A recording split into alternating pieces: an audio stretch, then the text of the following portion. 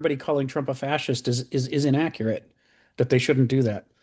And if he's using the Roman definition and the Arendtian definition, he's probably right that we shouldn't do that. We certainly can't call him totalitarian either, according to Arendt's definition. I mean, I've been through that book twice now, and it's crystal clear that's not exactly what we've got here. We've got a different thing happening, and Well, people are too glib with their throwing around of these labels until they don't mean anything anymore. The point. yeah, well, it's a tragedy, isn't it, that they're not using a more precise definition. Yeah, It's come to the point where simply they don't even understand the phenomenon of fascism. exactly. You have to look back to the whole history from World War One to Yes. World War Two, and Yeah, they're oblivious to it. exactly. And we can't afford to We be oblivious. We we have to live know. in a sort of a historical culture that reads everything from the opinion, the standpoint of post 1945. Right. But what was it like to be in Germany in 1933? Exactly. We can't understand what happened next if we don't understand what happened first. Yeah, I'm with you on that. And it is I'm actually going to do a Timothy Snyder quote today that kind of reinforces this. Where he's basically saying this whole political pseudo political culture of bumper sticker name calling is doing everybody a disservice and putting us all in danger. And everybody just throws these terms around like tyrant or, authoritarian or fascist or totalitarian, and they use them all as synonyms. And what they're all synonyms for is everything I don't like goes in one common bucket, and I pretend it's the same thing. It's like the belief that all evil comes from the devil, so I don't have to think about anything, right? I don't have to understand anything. It's just that bad guy does all the bad stuff. When we Well, say that Eichmann these things are had the same. horns and he had a tail. He Exactly. called them.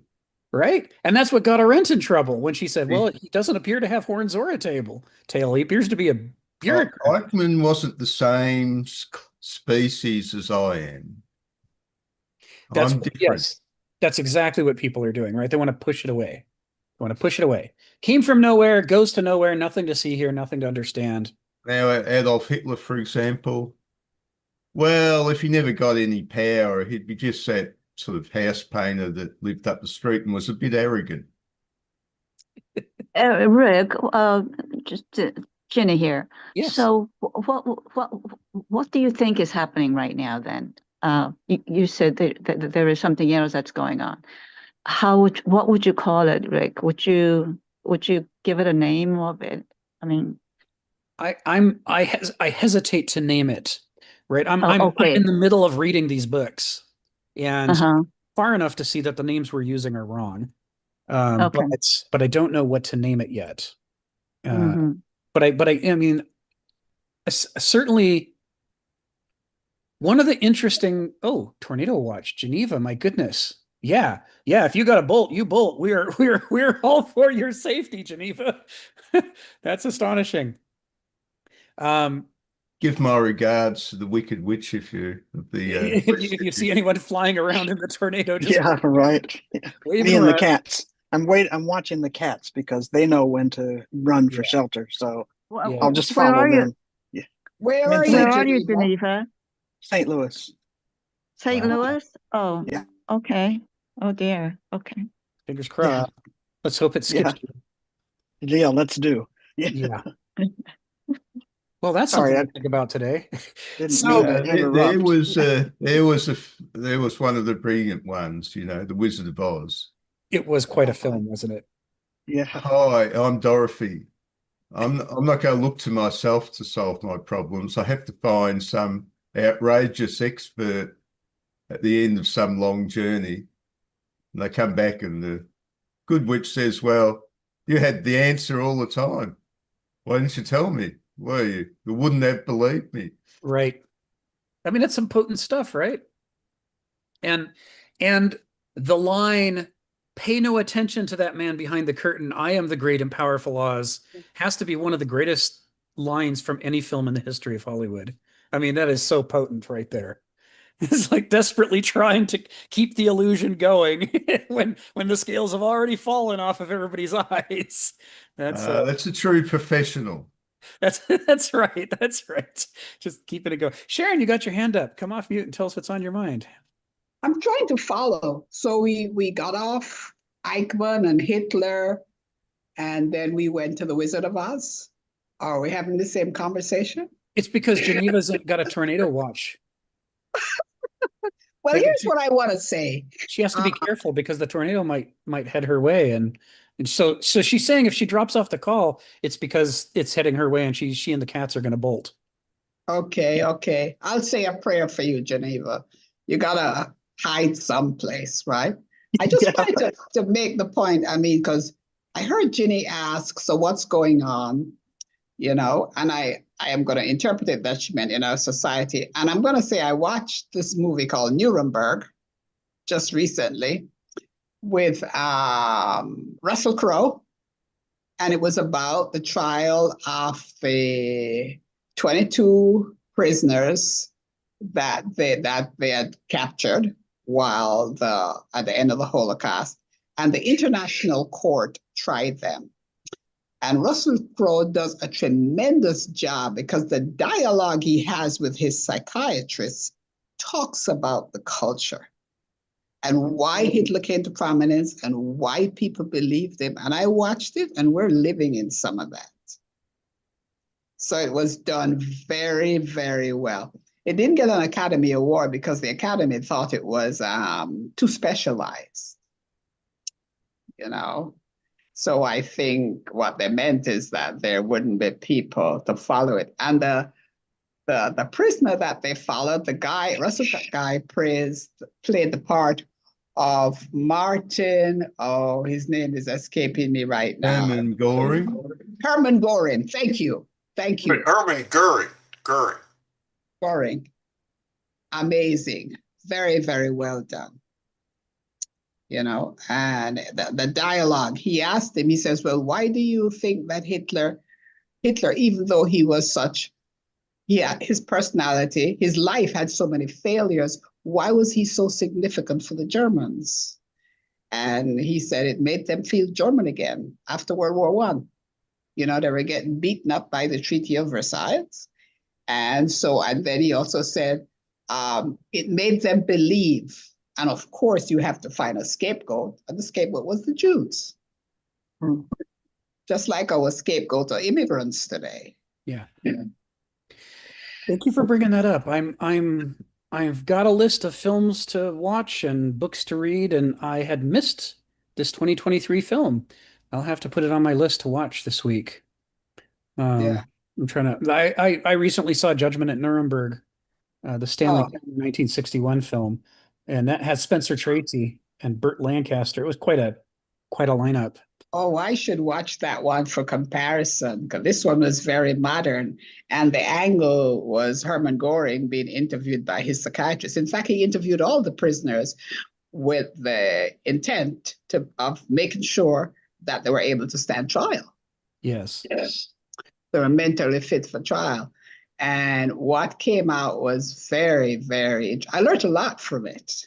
Yeah. I'll watch it. The Judgment at Nuremberg is a fictional film in which they're trying 4 prominent Germans, and they bring in an American judge to do it. And he's played by Spencer Tracy, and he's a humble guy. He's not a famous judge. Was he Jackson? Was he called Jackson? Robert Jackson? Because he was going to be a Supreme Court justice. He was slated for that, but he opted to come to the Nuremberg trial, and he lost his position. No, he's playing Chief Judge Dan Haywood. Oh no, that's not it. Dan Haywood. It's fictional. And in it, part of what's so interesting, there's 2 things about that film that are very interesting. One of them is just like the one you're describing. It really gets into the psychology of ordinary Germans. I mean, he gets to spend some time with ordinary Germans and talk to them about their experiences, and it's well done. He's he finds himself pulled in multiple directions.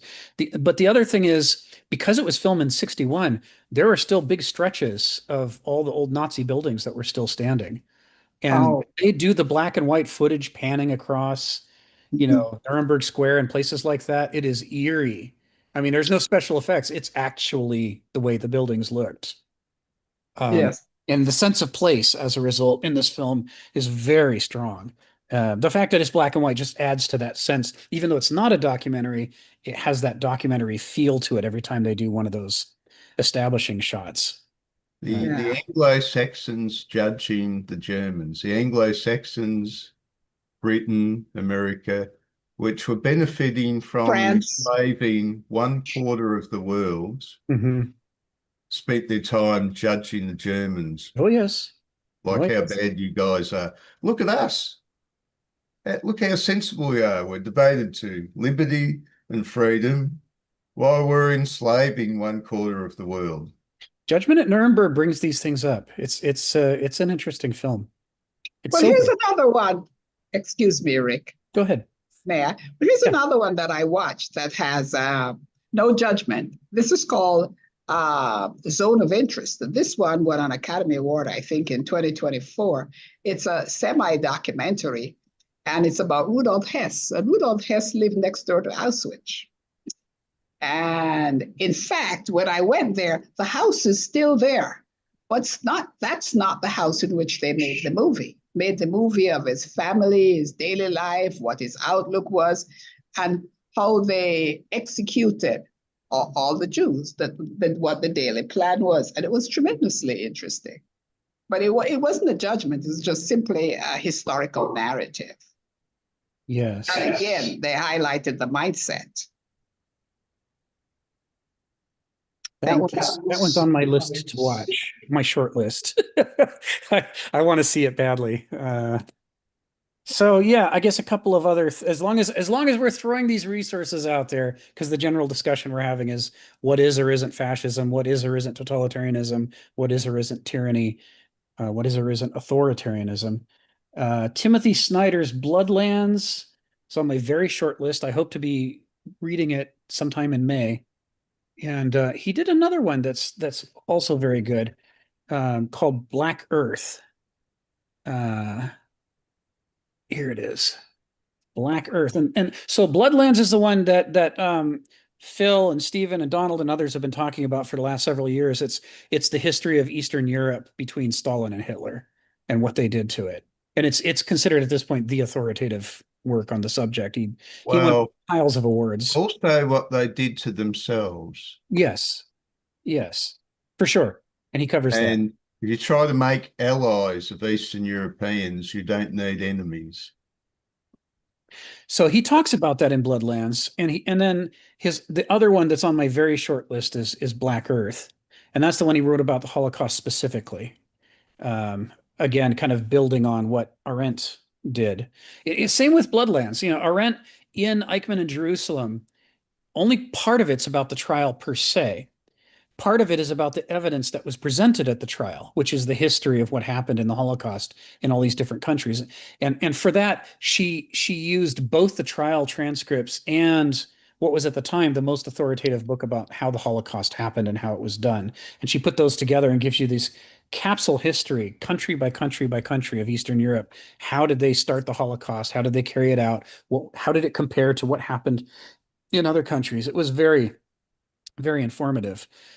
So Bloodlands really took what she started to do there and expanded it into a big comprehensive history. Well, Black Earth does that for the mainstream of the Holocaust itself. To understand the Eastern European mentality, there's the laws of physics and that which takes precedence. And that's which takes precedence over the law of physics is how bad the Eastern European country is next to you. You're the good guys, and the other Eastern Europeans, if you're the Poles, it's the Ukrainians who are bad. And if you're the Ukrainians, it's how bad the Poles are. A lot of angry, frustrated people. That's what Donald Trump said.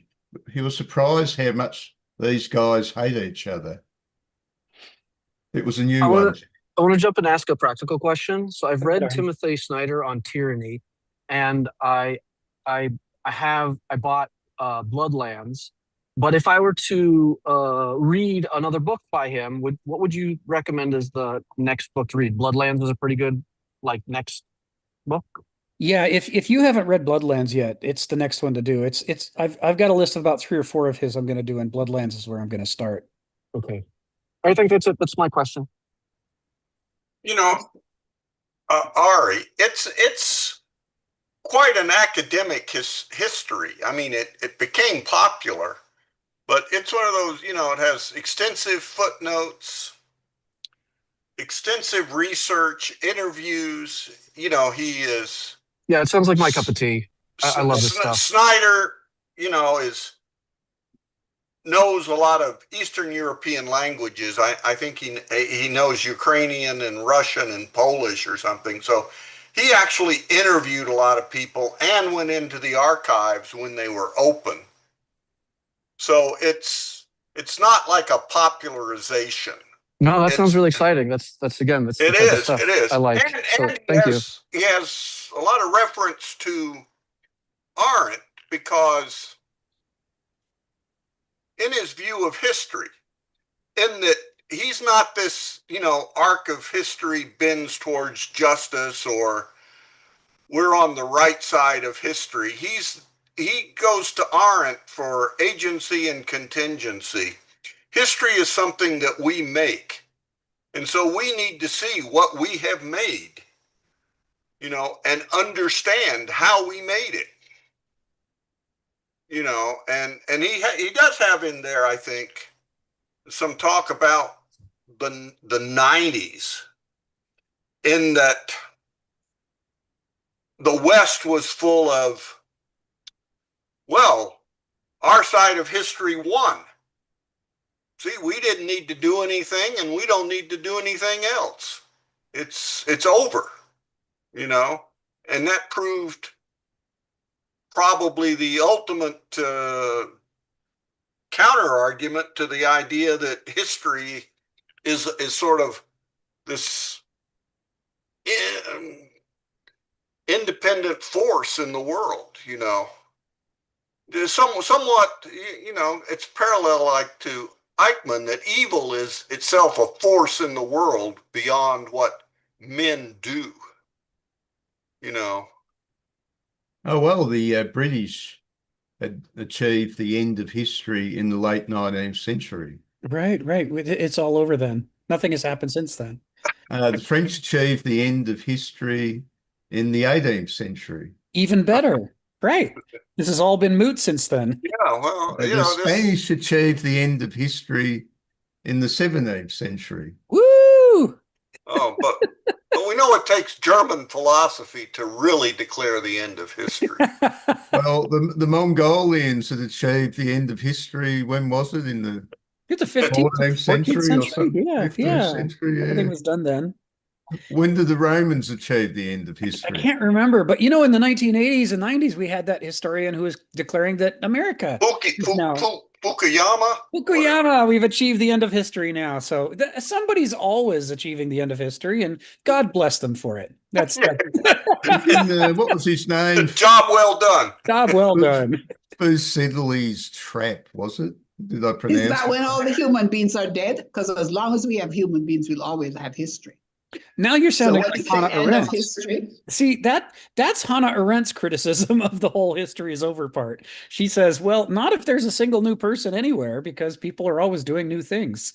Right? Exactly. This is and this is where this gets really interesting, and it's one of the things I want to talk about today is Hannah Arendt critiques the Hegelian model of history and criticizes it roundly. She appreciates it, but she criticizes it, and she criticizes those who too credulously adopt it. She says what's great about the Hegelian model of history is that it explains contingency. If nobody was doing anything new, this is how history would proceed. But then she says the problem is to declare that that's the sum total of history is to ignore, wait for it, Hegel, your own dialectic. Right? History is not just one thing acting out like a machine. It's a dialectic between that and human agency. Because one of her key terms is natality. Let me put that in the chat. natality. It's an important word for Hannah Arendt. And it's the fact that new people are constantly being introduced to society by being born. And those new people who are born are not acculturated into the mindset of the adults. They're born fresh and new. And the society may or may not succeed in acculturating them. But regardless of whether it does or not, these new people have agency and they're going to do things in the world. And some of those things, if they're heavily acculturated, might be compatible with the dominant culture and carry on the contingency that's unfolding. But a lot of times they're going to do something unexpected and new. And she has the capacity of people to do unexpected and new. It might scare the death out of all the law and order folks, but it's the flaw in Hegel's model. The model Hegel's given us, according to Arendt, is only half a model. It's half of a dialectic. And the other half is what Joe is always telling us about. Agency, agency, agency. People have agency, and new people have unexpected, surprising agency. She interestingly, she defines a miracle as some act of agency that was unforeseen. So it doesn't have to be supernatural. It's just that you had a pretty theory that history was going to unfold like this, and then along comes a Austrian paper hanger, and he gets something in his mind and takes things in another direction. And it was not possible. I mean, in hindsight, everyone wants to say it was predictable, but it was just not possible to predict in advance in a Hegelian way that this was going to happen. This is one of her core theses in The Origins of Totalitarianism is if you rely too much on the idea that with the right model or ideology in your head, you can predict the future, then you're going to be surprised by the Hitlers and Stalins or the Martin Luther Kings when they crop up. You're not going to see them coming because they're people and people have agency and you don't know what they're going to do. So she and Joe could sit down and have a great coffee together talking about the dialectic of agency and contingency. It's funny because as a Hegelian critic, she's basically fixing Hegel by making his model of history obey his own theory because he believed in the dialectic. But when it came to history, he only had half the dialectic, the contingency. What would history do if there weren't all these new people being born and exercising their agency without permission? Spengler a century ago told us that after the year 2000, the West would see a Caesar-like figure arise, which would be the first of many. And at the same time he comes to power, you would have a superficial, relatively short-lived religious revival at the same moment. Looking at the Romans, isn't he? He's looking at well, I didn't know about Spengler, but 20 years ago I could see that America was following the pattern of the Roman Republic. It was an empire that still thought it was a republic. Mm-hmm.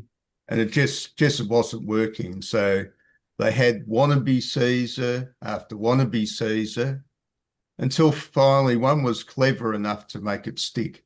Right. Augustus.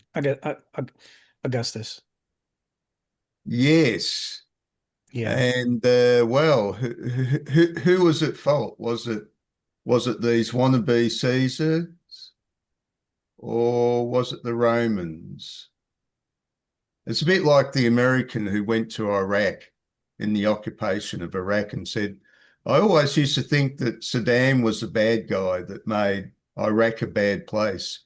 But after being in Iraq, I came to the conclusion that Saddam was probably a nice guy, but Iraq made him bad. Well, let's stick a pin in that because Geneva's had her hand up. So maybe Geneva, come off mute and tell us what's on your mind. Well, I just wanted to ask about Hegel's dialectic that Arendt, because I love Arendt and Hegel. But in order for there to be a dialectic, doesn't there have to be an opposing force? Yes. So it seems to me that part of Hegel's dialectic is that these new things can come in and change the whole progressive path of what is supposed to happen, because something new with a different agency can intervene. So I'm not quite sure. You're The two thing of you're my confused favorite about is people. because you understand it too well. You've got it. You've got it right. So Oh. where the problem is that Hegel constructed a dialect of history in which the opposition comes from within history itself. And Mm, so there's stages of okay. development that unfold one after another, like with embryogenesis or evolution. He was thinking along those lines. And by thinking of history strictly in terms of the whole, he forgot about the tension between the individual and the group. He was focused on the Mm. group's own processes of unfolding as though it were an organism. And Arendt's correction is, hey, Hegel, that just because you've identified one dialectic doesn't mean there aren't also other dialectics that are very important. And one of the most important dialectics that any human being can testify to is the tension between the group and the individual. So what happens? Okay. Do all individuals just say, "Oh, for the good of the group, I shall go along with the forces of history"? No, people are constantly, digging in their heels and going, "Well, I don't like the way things are going, and I'm going to change things." And in Hegel's model, that shouldn't be happening Oh, because he forgot okay. about the individual acting against the group. He was talking about the group unfolding over time like an organism. So Arendt's basically correcting Hegel by using Hegel's own theory to fix what he missed. He says, in addition to the dialectic from within the group, there's also the dialectic Oh, between the okay. group and the individual. And once she's Okay. done that, and she does that because she's basically trying to point out why people who followed Hegel, like Marx and Kierkegaard and so on, they didn't do a good job of predicting either Stalin or Hitler. And people Mm. were very surprised. And in hindsight, we can look back and say, well, maybe they shouldn't have been surprised, but they were.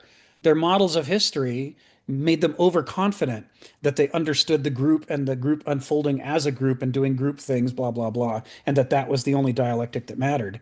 But as Arendt Mm. points out, what Hitler and Stalin did has less to do with groups and more to do with who they were as people in those situations at those times.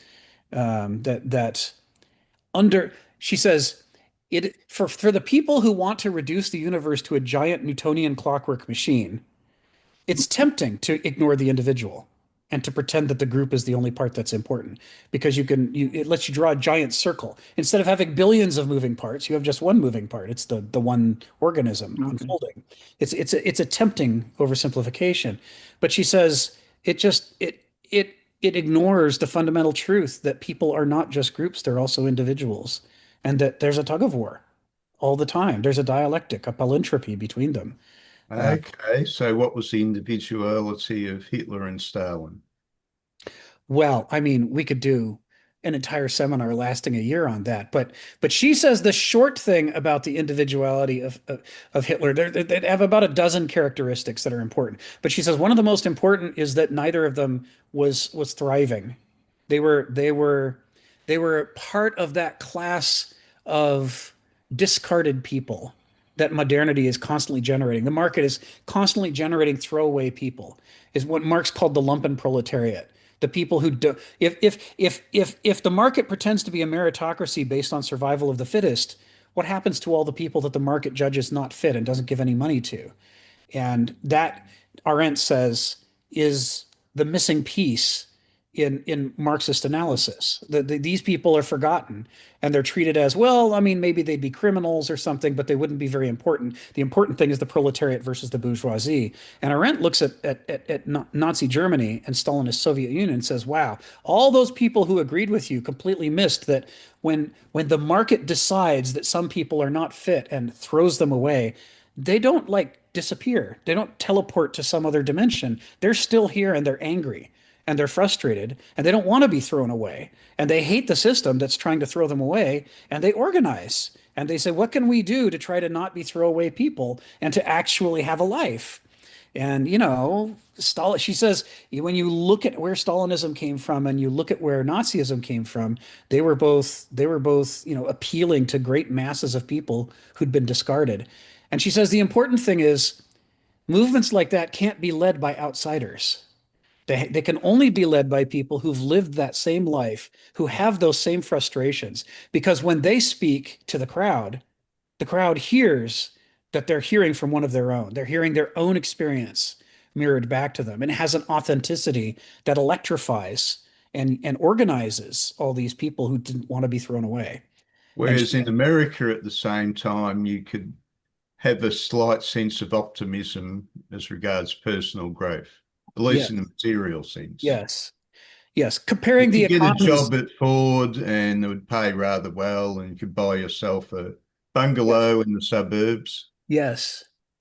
Whereas in Germany, they're wheel bearing, cash that has been devalued to try to buy a loaf of bread. I mean, the sense of being thrown away in Germany between the wars was gigantic. Yes. Huge frustration, huge Which anger. is why we needed the church to say, don't worry, if man throws you away, the Lord will receive you. Yes. Something other than just go away, you've lost, you're the loser now, walk away. That doesn't work. History is full of the people who have lost. It is. And they do things. And this is Arendt's point. The grand theory may say that they don't matter anymore because the meritocracy has judged them, not fit and goodbye to them. But in real life, they still live. They're still alive. They're individuals and they have feelings about having been thrown away. And those feelings are rarely, yes, this was a good judgment. I'm garbage and I deserve to be thrown away. It's usually, who are you to tell me I'm thrown away? I'm a person. I'm a person. I don't want to be thrown away. I want to have a life. I want to do something. Half a Viking longhouse was full of people who were on the lesser scale. The Vikings were smarter about this. Yeah, well, you had the people who there's about half the people in that longhouse were the ones who had the benches near the fire. Yes. And the other half was sleeping away from the fire on the floor. But they were still in the house. Well, they were still alive, but Exactly. they weren't in the best position of survival. Right. But they were people who had, grown up somewhere and had sunny dreams and found themselves at the bottom, still surviving to the point where they didn't survive. Right. There was a hierarchy in the Viking longhouse. And you were at the top, or you were ingratiated with the guy who was owning the longhouse, and then you were the weak, the older, the sick, who had less to offer or were less ingratiated. But there's still a place for them. It's what's different, right? It's what separates the Viking way of life from the modern way of life is the Vikings still had a place for the old and the infirm and the discarded. Well, when food was short, food went to those Of course. at the top part of the hierarchy. But when food was not short, then everybody got fed. Oh, well, things were good when Yeah. things were going well. Yeah. Till they didn't go so well. Right. But that's different from modernity, where we throw people away even when times are good. And the result of doing that, our market creates this giant underclass of angry, frustrated people. And then all our theories say we should ignore those people. They're not relevant. But Nazi Germany and Stalinist Soviet Union both prove that people remain relevant even after your theory says that they don't matter anymore. Well, in the medieval era, people thought they were doing pretty well if they got enough calories. Exactly. Whereas in America today, they get more calories than they need, but they're still not happy. Well, let's call on Sharon because she's got her hand up. Tell us what's on your mind. Stephen just talked about the church. And one of the things I looked at in the movie, and it really set me on a historical search, was the role and posture of the Catholic Church during the World War II, And it wasn't what we might think. It was more political rather than faith-oriented. And that came across very, very clearly. And you remember we had a pope who had German origin, and he was not well received. Ratzinger, I think his name was. So, there are holes in faith. That's my point. Many, many holes. Yes. Well, Ratzinger discovered the corruption inside the Catholic Church. And, these Germans, they think everything should follow a script. But he didn't realize he was dealing with Italians. Oh. he discovered that there was a culture inside the church that was beyond his imagination. Is this aside from the abuse? This is separate and apart from it. I'm not sure. I'm asking. What abuse is that? The abuse of young men, young boys with the priests. Is that a different culture that he discovered? I think he discovered there was a degree of criminal behavior with money, which Okay. was beyond his imagination. Straight up Okay. corruption. Okay. So that's it. Well, there are investigations going. There was actually one of the guys from Australia was actually researching there's one of the churchmen, one of the Catholic churchmen went from Australia to Rome, and he was looking into the corruption, and then mysteriously they created this trial against him in Australia about his involvement with young boys in a scenario which was beyond reality, which was just how far that this corrupt power went beyond that's your imagination. Yeah, that's my point. Yeah. Well, it's Here not in the just, wars. it's a lot of things. It's a lot of things to do with money and behavior with money, which was beyond Ratzinger's imagination. Ah, okay. He couldn't believe the corruption. He couldn't believe how these people were just living side by side with the corruption. See, as a German, he thinks everything should follow a script. And Italians are not that foolish. So bringing us around a little bit, Timothy Snyder in On Tyranny, which is the third book on my list to read by him, he's got a quote. And this is relevant to where this discussion started. So I'm bringing us back around to Arendt and Kenneth Smith. He says, we keep thinking it's a virtue to reduce our thinking and speaking to bumper sticker cliches.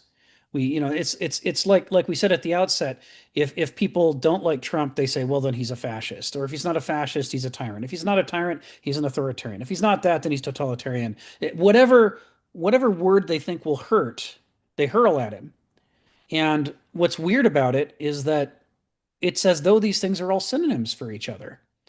And Arendt couldn't be clearer in Origins of Totalitarianism when she says they're absolutely not synonyms.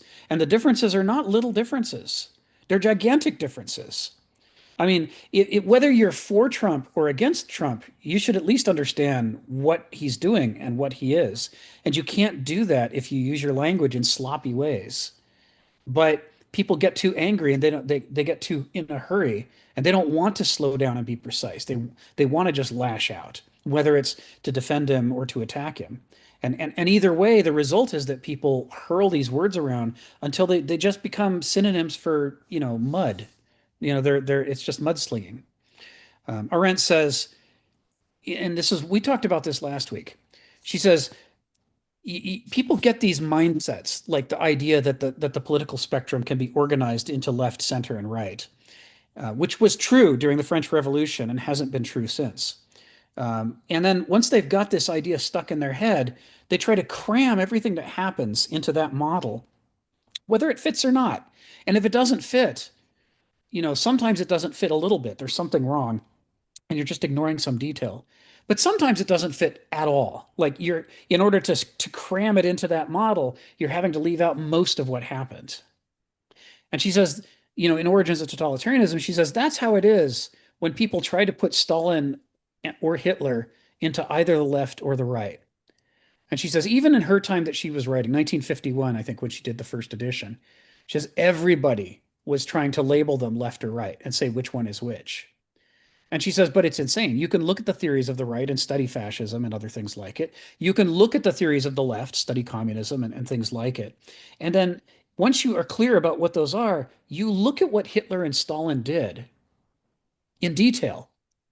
And you find that they violated the theories of the left and they violated the theories of the right. You can't say that Hitler is a right winger, and you can't say that Stalin is a left winger, any more than you could say that any random person is left or right. And among the reasons why that's true is if Stalin was a left winger, he should have been if he was a Bolshevik, as he claimed he was, then his best friends should have been Bolsheviks and the enemy should have been people who attacked Bolshevism. But during Stalin's tenure, he got rid of all the Bolsheviks who were there before him. He killed them all of them. Nobody survived Stalin. That's not what a Bolshevik does. He can say he's a Bolshevik until the end of time, until he's blue in the face. But you just look at all the bodies around him and go, well, if you're a Bolshevik, why'd you kill all the Bolsheviks? This is not a Bolshevik thing to do. And it's the same with Hitler. He would put in place, there would be these rules about, what they were going to do, their policies, the things that they stood for, the things fascists believe, and then he'd violate them. He'd take people who were fascists, who you'd think would be his best friends, and then he'd push them out of his circle. He kept creating new organizations within organizations, new secret police, new political parties within political parties. And he would only bring some of the people with him into the closer groups. And he'd leave in the outer groups people that you'd think, well, any fascist would want those guys close to him. But Hitler's like, nope, I don't want that. I don't want that guy.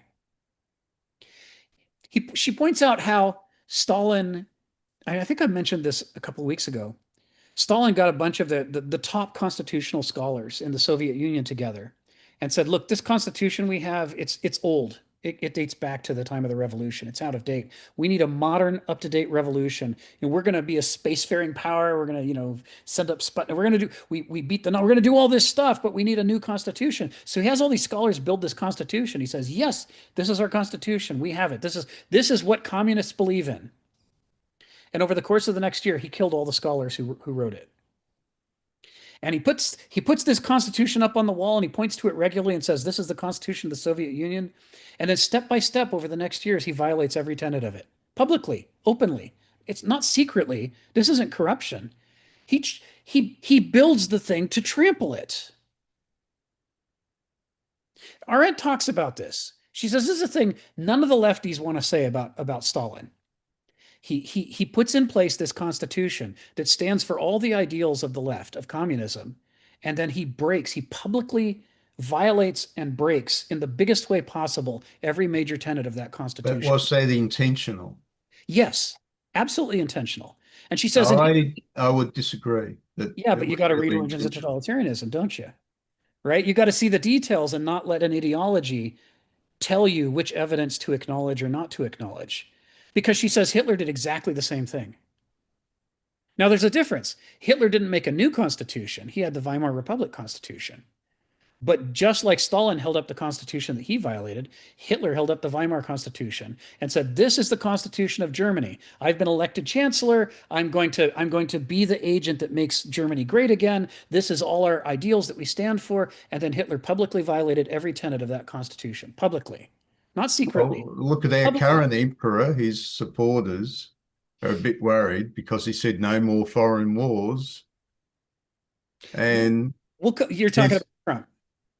We'll come back to Trump later, right? We're talking about he needs a foreign war. We're talking about Arendt's. Yes, it's an issue, but we're talking about Arendt's theory and the origins of totalitarianism. We're talking about the limitations of trying to cram these guys into left versus right. And she says, look at what they actually did. Look at the evidence of what they actually did. In both cases, it was critically important to them that the rules that would bind an authoritarian, authoritarians believe in law and order. The rules that would bind an authoritarian, Hitler and Stalin both show they make sure you know what the rules are. They point to the rules. These are our constitutions, and then they publicly trample them and violate them. And the reason they did that, according to Arendt and her analysis, is so that everybody knew these were not men who were going to be limited by the rules. These are not authoritarians. You are seeing a new kind of person. I would disagree that that's intentional. But it's not about whether we agree or not. It's what's the evidence. If somebody unintentionally but consistently does the same thing over and over, it kind of doesn't matter what his intentions are. What matters is what is he? If he's a man who can't resist trampling it over and over and over publicly, then that says who the real person is. It's character, right? What emerges from within us. This is the ancient Greek model. What is inside of us that's expressing itself, whether we know that it's there or not? What is our inner nature? Well, they had ideals, but then they discovered that the reality and the contingencies were far more complex than their ideals. If that were the case, Arendt addresses that in Origins of Totalitarianism. If that were the case, then they would violate some parts of the Constitution where they learned lessons about things having to be different, but they would adhere to other parts of the Constitution where it didn't collide with the realities. But no, they violated every tenet of the Constitutions, and they did it publicly. It's a demonstration. Obviously, it's a A demonstration. demonstration. You can't accidentally violate every single provision. I mean, the Constitution can't be that bad. They were created by scholars who were thinking about what they were doing. Some of it must have been related to reality. You like flip of a coin, maybe 50% would be right and 50% would be wrong. They violated it all. So a person creates a set of rules with the deliberate intention of violating that set of rules. Yes. Yes. No. Yes. And furthermore, and I'll give you an example from Origins. This is the point she's making. Stalin kept appointing successors. He'd groom a successor and say, "This is the guy who stands for Bolshevism and stands for communism. This is our guy, right? Look at all the things he's done. I'm going to give him promotions. I'm going to tell everybody to pay attention to what he says. I'm going to give him positions of authority." And then Stalin would kill him. "Oh, we've secretly discovered he's actually plotting against me." He's executed. And then the next year, "Behold, my successor, my new successor. Here's the guy. The other guy was wrong. This is the guy who's my real successor." Right? We're going to give him the promotions. We're going to everybody needs to do what he says. And then a year later, executed. Now, you can say it was a coincidence or an accident, but Arendt says once you've offed 4 or 5 publicly lauded successors using the exact same process, this kind of show trial sequence of building up and then It's a executing. bit like marriages, actually. People, promise these things in a marriage and then it all falls apart after a few years. And then they have another marriage, which also falls apart. And then another one. It's a little different from that. It's more like Henry VIII killing all his ex-wives, right? I mean, it's a divorce is one thing, but actually executing your ex-wives, that's Henry VIII territory. And Stalin killed them all. It's not like he wouldn't even let them go to the gulags or the camps. Henry received Defender of the Faith from the Pope, which is still on the coins. The point that Arendt is making is, if you are absolutely ideologically determined to put your model ahead of the evidence, then no amount of evidence will convince you. But if you're a scientist, you look at the evidence first, and if your model doesn't agree with it, you change your model. She says the scientifically responsible thing to do when you study Hitler and Stalin in detail is you come to realize one of the things that Stephen has said before, which is that these guys were more like each other. Now, Stephen expresses it by saying they're both on the left. But whether the left or right thing is relevant, the thing that Stephen's saying that Arendt 100% agrees with is they're a lot like each other. I said that they were both socialists. Exactly, which is a way of saying that they're like each other. Yes. Both groups were similar. Setting aside were ex-socialists. But let's set left and right aside for the moment, because Arendt says we should set it aside. If we set left and right aside, the core of your point is they're like each other. They're like each other. They're the same people that have gone through an evolution. Right? This is what Arendt is saying is, people aside, Hitler and Stalin themselves are like each other. They're the same kind of thing. Set aside the groups, just the men. They're like each other. They're the same kind of thing. And if they're the same kind of thing, then either they're both right or both left or both center, or, and this is Arendt's point, or left, right, and center is completely irrelevant here. That what they actually are is a new kind of thing that's never existed in the world before. This is what she says in The Origins of Totalitarianism. She says what's happened is we're all stuck in our old models, and we're trying to hammer these men into one side or the other or both sides to make them fit our model. But our model's out of date, Because if we look at all the rest of the features of what we think left is, or what we think right is, we find that Hitler and Stalin both violate those definitions. They're not like Mussolini. They're not like Lenin. I mean, she really points out how Stalin is different from Lenin. These guys, she says, are a new kind of thing we haven't seen before. And the ways that they organize Germany and the ways that they organize the Soviet Union are a new form of political power and a new kind of political movement. And she says half the reason they got as far as they did in wrecking Europe is because we kept expecting them to be the things that our model told us to predict. We wanted we wanted Nazi Germany under Hitler to be fascism, and we wanted Hitler to be a fascist. And so we treated Hitler and made treaties, Chamberlain, right? We made treaties with Hitler the way that we would make treaties with Mussolini.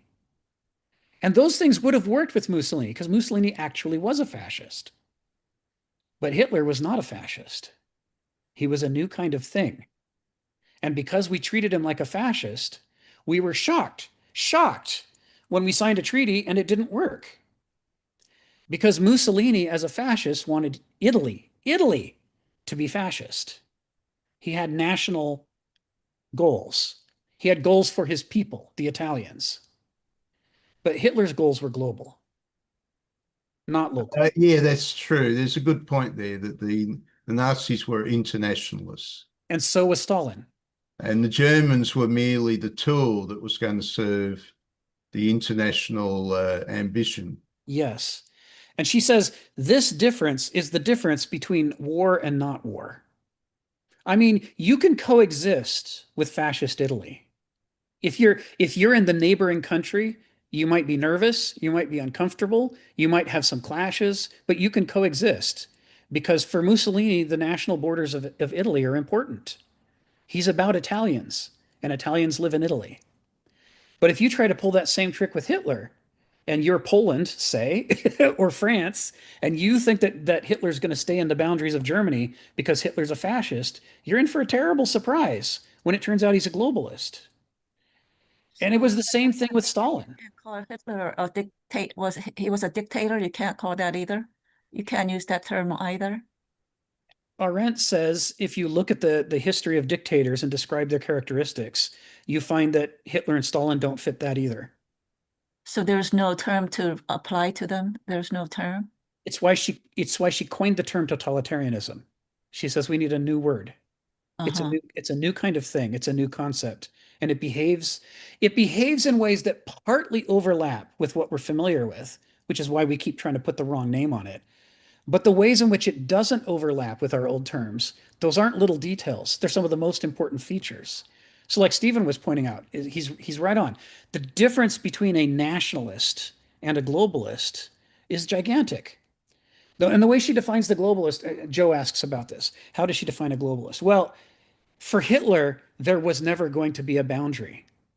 There was no line where he would say, I'm done now. It was the nature of the movement to stay in movement. It had to keep growing. It had to keep expanding. In sort of a fast forward version of the Roman Empire, it had to grow forever. And it was the same thing with Stalinism. Stalin's goal was worldwide communism, not Russian communism or Eastern European communism. It was worldwide communism. Everybody had to become part of the movement. Both of them had that. And we basically lucked out that the two of them were so close to each other because geographically they ran into each other. And when they did, they tore the crap out of each other. I mean, if this is what Timothy Snyder is going to talk about in Bloodlands, and American Empire has two choices. It can either expand and continue as an empire, yes, or it could try not to expand and break apart internally. That's your two choices. Alexander the Great, right? Same problem. So there's an imperial thing going on here, a globalizing, expanding thing going on here. And in that, that difference between Mussolini and Hitler is not a little difference. It's the difference of whether you can coexist with them or not.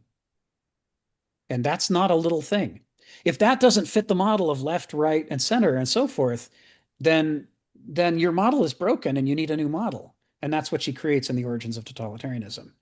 But her point is, and this is taking us back to the quote I had with Timothy Snyder. Her point is, we get so attached to our models that we want them to be true and we want to rationalize them and make them true, even when they're obviously false. We get stuck and we can't, it like Daedalus in the labyrinth, we get stuck in our little labyrinth of models. And then we when we're confronted with the abundant and sometimes enormously important evidence that our model is wrong, we either ignore the evidence or try to explain it away. But at any rate, we keep trying to hammer that thing to fit in the old model. And this Well, is the contingencies that arise in reality will exceed your model. yes, yes. And of course, what does the scientific method say to do when that happens? Change your model. And that's why in Origins of Totalitarianism, she says we need to expand our concept of politics to take into account this new phenomenon that we never saw before. That was Schelling. He said, no matter how big your model is, more or less, Yes. it will not fully encapsulate reality. You're always going to miss something. Yes. And the audience was horrified. Of course they were. Our beloved Engels wrote diatribes against Schelling for daring to suggest that one day we would never have all the answers. How dare he? Yes, how dare he say that the day will never come when we have all the answers. I mean, right? The human mind is like a god. We'll know everything. How dare you say that we're merely human? That's not okay. You know? Yeah, well, Kierkegaard went the other way and thought, well, maybe he has a point. Buchanan went insane at the thought that we would never know everything. Right. What was his name? Bukharin. Yeah, that was the guy. He was also at Schelling's lectures. They were all expecting, finally, after all these years of, the German idealism, finally Schelling's going to give us the last word, which will fully encapsulate reality. And he comes up and says, well, we'll never have an idea that fully encapsulates reality. And they all get angry. Yes. Because what he said was the final word, but they didn't want to hear it. The final word is perfection is never going to arrive. We got to keep working at this. Yeah. Yeah, he's right on. And so the bringing the point fully back home, right? Where we're going with this is to understand the extent to which that need to try to make our broken models seem as though they're not broken is a deep drive in us. It's an unconscious drive in us. And our conscious mind thinks that it's free, but it's actually leashed to these unconscious motivations. We want to take a side and prove that our side is the right side, and that the other guys, they're the bad guys, and everything they think is wrong, and everything we think is right. It's a reflex in modernity, and it's a deep-seated reflex, and we don't even notice when we're doing it.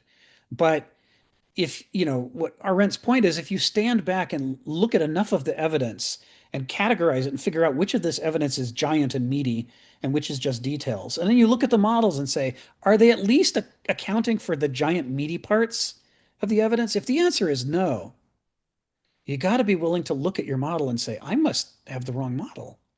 It would not be scientific for me to cling to this model when there's all this evidence that it's inadequate. I gotta move on. And for many people, the answer is no, you can't make me. This is my beloved model. I will not give it up. Even if they have to be wrong, even if it means Europe has to be plunged into war and tens of millions have to die, that's better, right? Than having to give up our model. And you think objectively, of course, that's not true. But when you watch people's behavior, that's exactly how they behave. Well, in February 2021, who would have predicted the emperor would make a comeback? Right. Right. So this is why I shared the thing that I did from Timothy Snyder in On Tyranny. He says, don't let your thinking and speaking be reduced to bumper sticker cliches like left, right, and center. Or the one that goes with it, moderate versus extremist. You know that one? That's the one that says the left and right are pretty much the same and only people in the middle are sane. We're the moderate, reasonable ones, and all those crazies out there with their extreme ideas, they're the source of all bad things. And you think neither of these models, left, right, center, nor moderate extremist, is tenable after World War II. World War II disproved them both. But here we are, right? It's 80 years later, and we're still fighting over these out of date terms that don't apply. And we're still using our language in sloppy bumper sticker ways, name calling ways. When we say so and so is an authoritarian or a tyrant or whatever word we throw at him, we mean he's a poo-poo head. We're talking grade school level insults. And we just think if we use grown-up language to deliver the insult, if we just dog him or skunk him, then we win. And Snyder, following on Arendt, is saying, no, then we lose because we're lowering our thinking below the level that's required for a genuine understanding of the challenges that we're facing. If we don't understand the challenges, we're not going to be able to rise to meet them. So anytime we open our mouth and a bumper sticker slogan comes out, this is part of being an aristos. I read Kenneth Smith's entire draft manuscript about Aristeia in preparation for today's discussion. And one of the things that's in there is you just have to be self-critical to a degree that's really uncomfortable for a doulos or a Benausos. You have to be watching what comes out of your mouth like you're standing apart from it. And anytime it looks like a bumper sticker slogan, you have to interrupt yourself and step back and go, uh-oh.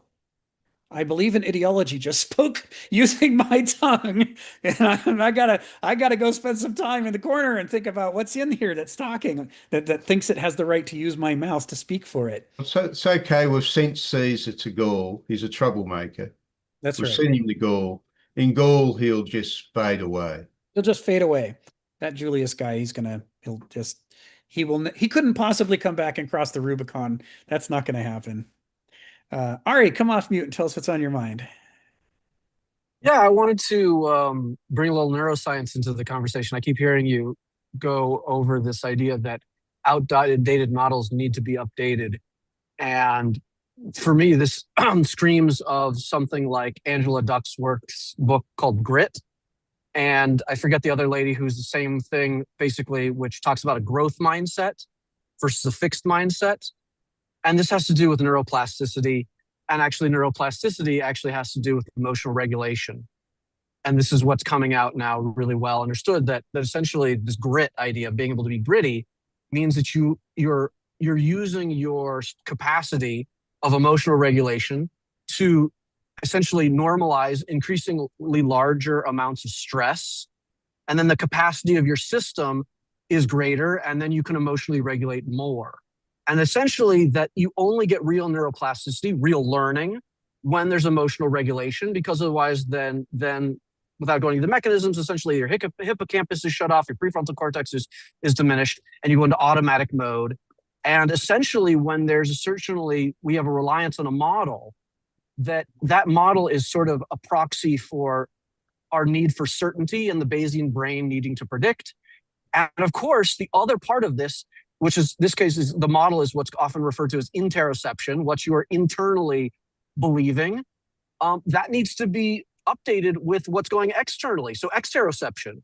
And the idea is, as infants, we are completely interocepting. When we feel something, we cry, and then the world does something. And as you get more and more adult, you can look into the world in increasing space and time and sort of care about things outside of your physical proximity more, to be engaged in the world. But that ability to exterocept means you have to update more. You have to look into the world more. You're looking at more evidence that's going to challenge your models more. And so the ability to develop grit or a growth mindset is to be engaged in this idea that the mind feels first enough safe enough to explore the territory, then rather cling to its map.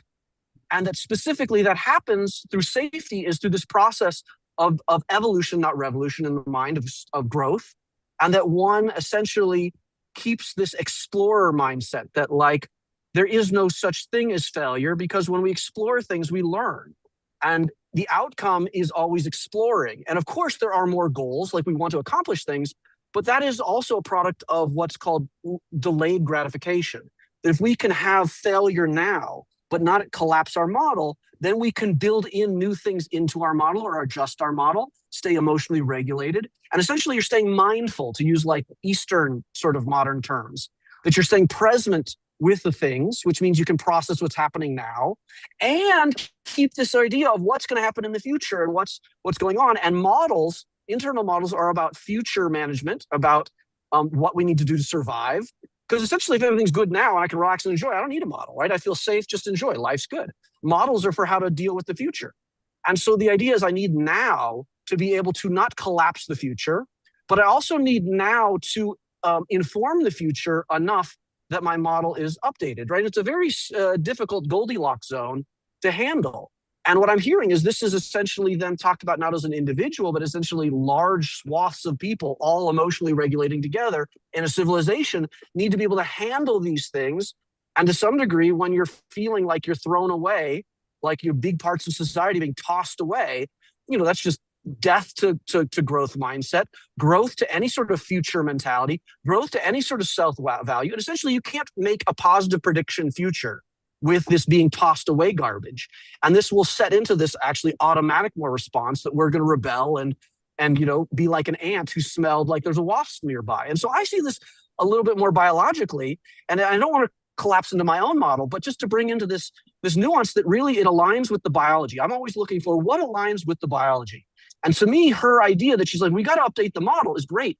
But is the biology feeling safe enough, capable enough to update its model? Is usually no, especially it is no for someone in the fixed mindset.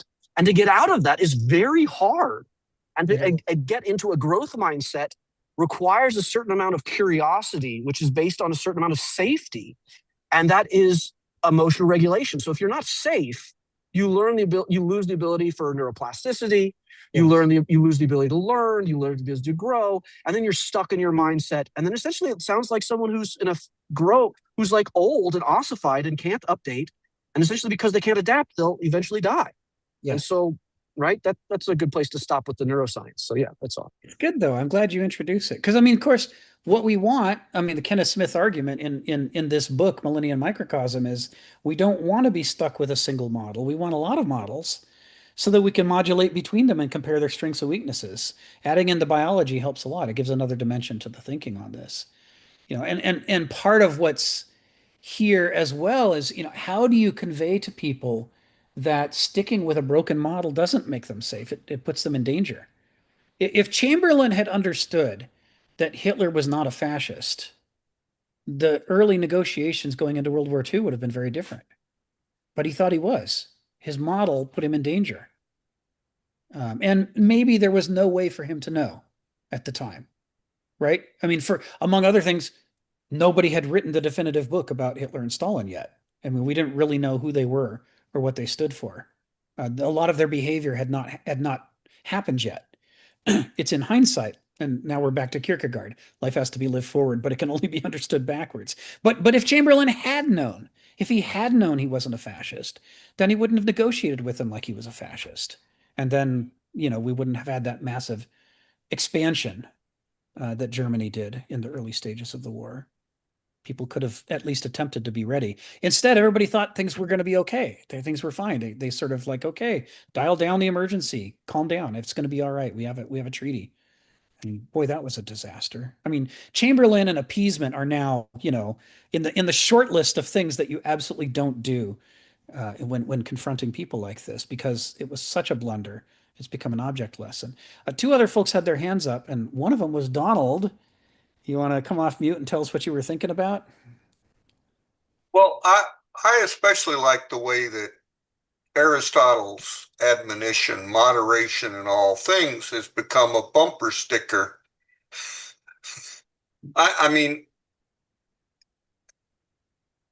Maybe Aristotle wasn't aware of what a sane society he lived in, where good choices were available, you just had to find them, as opposed to a society where there may not be any good choices, or the good doesn't lie within the extremes that are available. So moderating doesn't get you anything. You still need the heuristic thinking to get you there. It's just, but I read that all the time now among so educated people. Well, we just need moderate, as if some Yes. of these positions, even moderated, are just as foolish as they are. You're not wrong. You know? The moderate stupidity is still stupid. Yeah, that's It's right.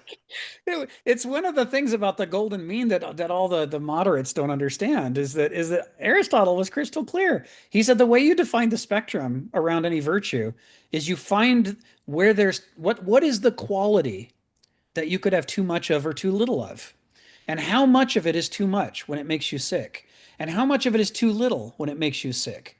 And then you search between too much and too little to find the place where your health is optimum. It's not in the middle. He says it flat out. You can't just take the mathematical center between too much and too little. That's what moderates do. You can't just say the middle is the safe zone. He says sometimes it's in the middle, but frequently it's towards one side or the other. It might be way towards one side or the other.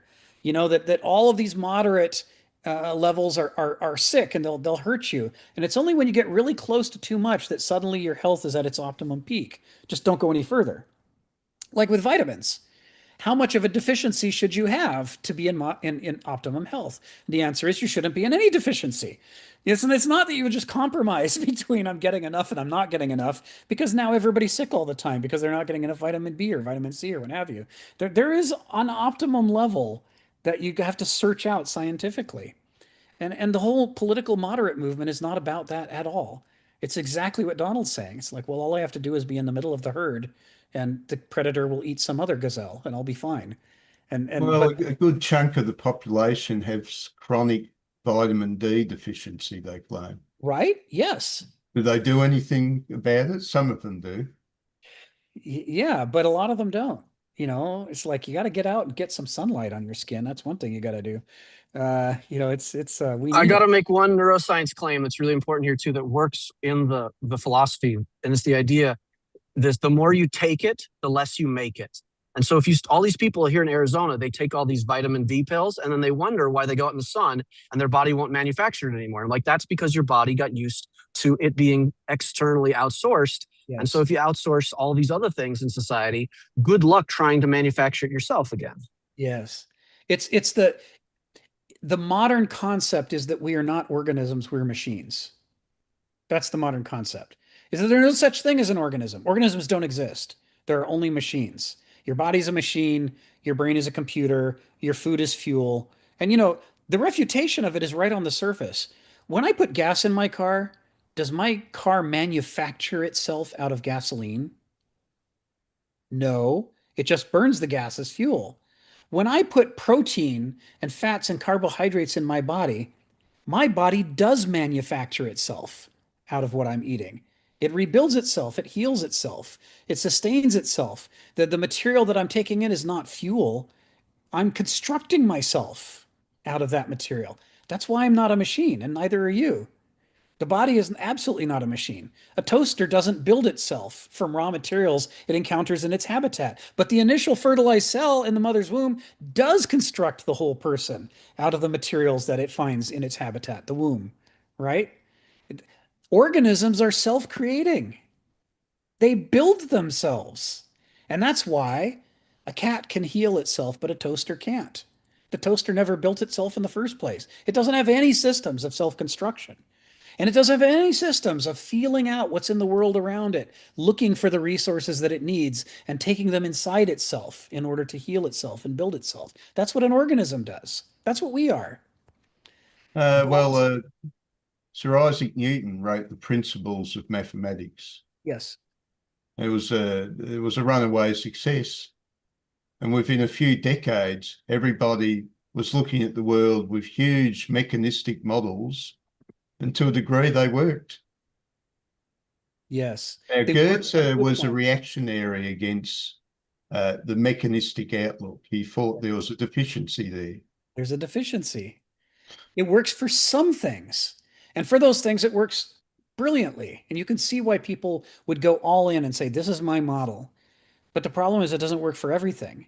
And when people are confronted with the places where the machine model doesn't work, well, they decide their model is more important than reality. So they just double down and they try to treat people like machines. They try to treat brains like computers and to try to treat food like fuel. And none of it works. It makes me One of the really sick. huge mistakes is they talk about an age of romanticism, Yes. that Goethe was part of this. It was a reactionary age. You go back to the courts of Queen Elizabeth I, romanticism was normal. It only became abnormal when the age of mechanistics arose. Yes. Yes. Yeah, it's an interesting set of problems. I've one of my coworkers in medical informatics, a guy I respect a great deal, is named Tom Munneke, and he did a presentation 15 years ago called "Why a Cat is Not a Toaster," and he just goes through all the differences between a cat and a toaster that makes a cat an organism and that makes a toaster a machine. And once you see them all, you realize that organisms and machines are just radically different forms of organization. They're opposites. They're really opposites. You know, the cat has evolved to thrive within a complicated habitat.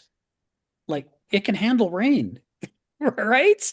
What happens if you leave your toaster out in the rain? How does it handle it? It doesn't at all. It's like nothing about the toaster knows anything about an environment. And the best thing in the world for the toaster would be to be in a vacuum inside a safe plugged into a wall where nothing can ever touch it. It needs absolute isolation, a sterile habitat. But if you put a cat in a sterile habitat, it dies. The cat is part of a complex system and has complex relationships.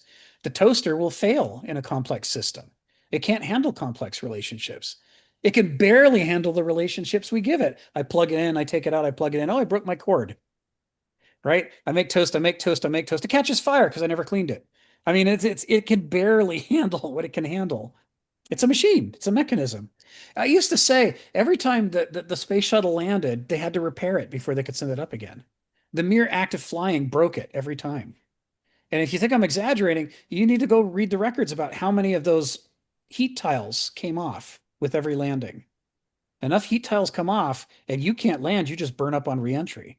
I mean, they had to rebuild parts of the space shuttle after every single flight. It was not the Starship Enterprise. We could name the first space shuttle the Enterprise, but it was a million miles away from the Starship Enterprise. It could not do those things.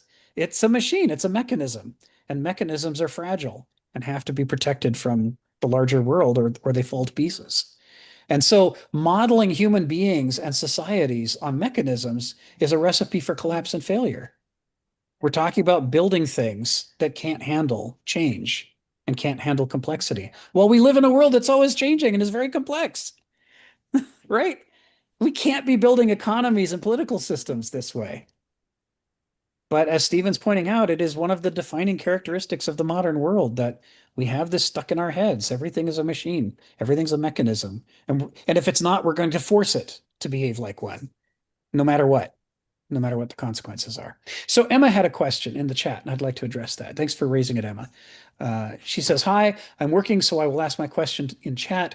How can we incorporate Hannah Arendt's theory regarding unpredictability into our modern reality where we possess nuclear weapons? Nuclear doctrine of the Cold War was that no one would pursue first use because it guarantees all sides would use overwhelming force." And this is the thing. So understanding that we could destroy the world and believing that we will do it are two different things. It's possible for someone to be presented with the evidence that we could nuke ourselves off the planet and still think nobody would really do that. And then if you think nobody would really do that, that changes the nuclear doctrine, doesn't it? Well, if they won't really do it, why shouldn't I use my nukes? I mean, I just assume I've got more nukes than they do. They'll back down, right? And if you think that I'm stretching things, you should do a little Googling about Richard Nixon, Henry Kissinger, and the proposed use of nuclear weapons in Vietnam.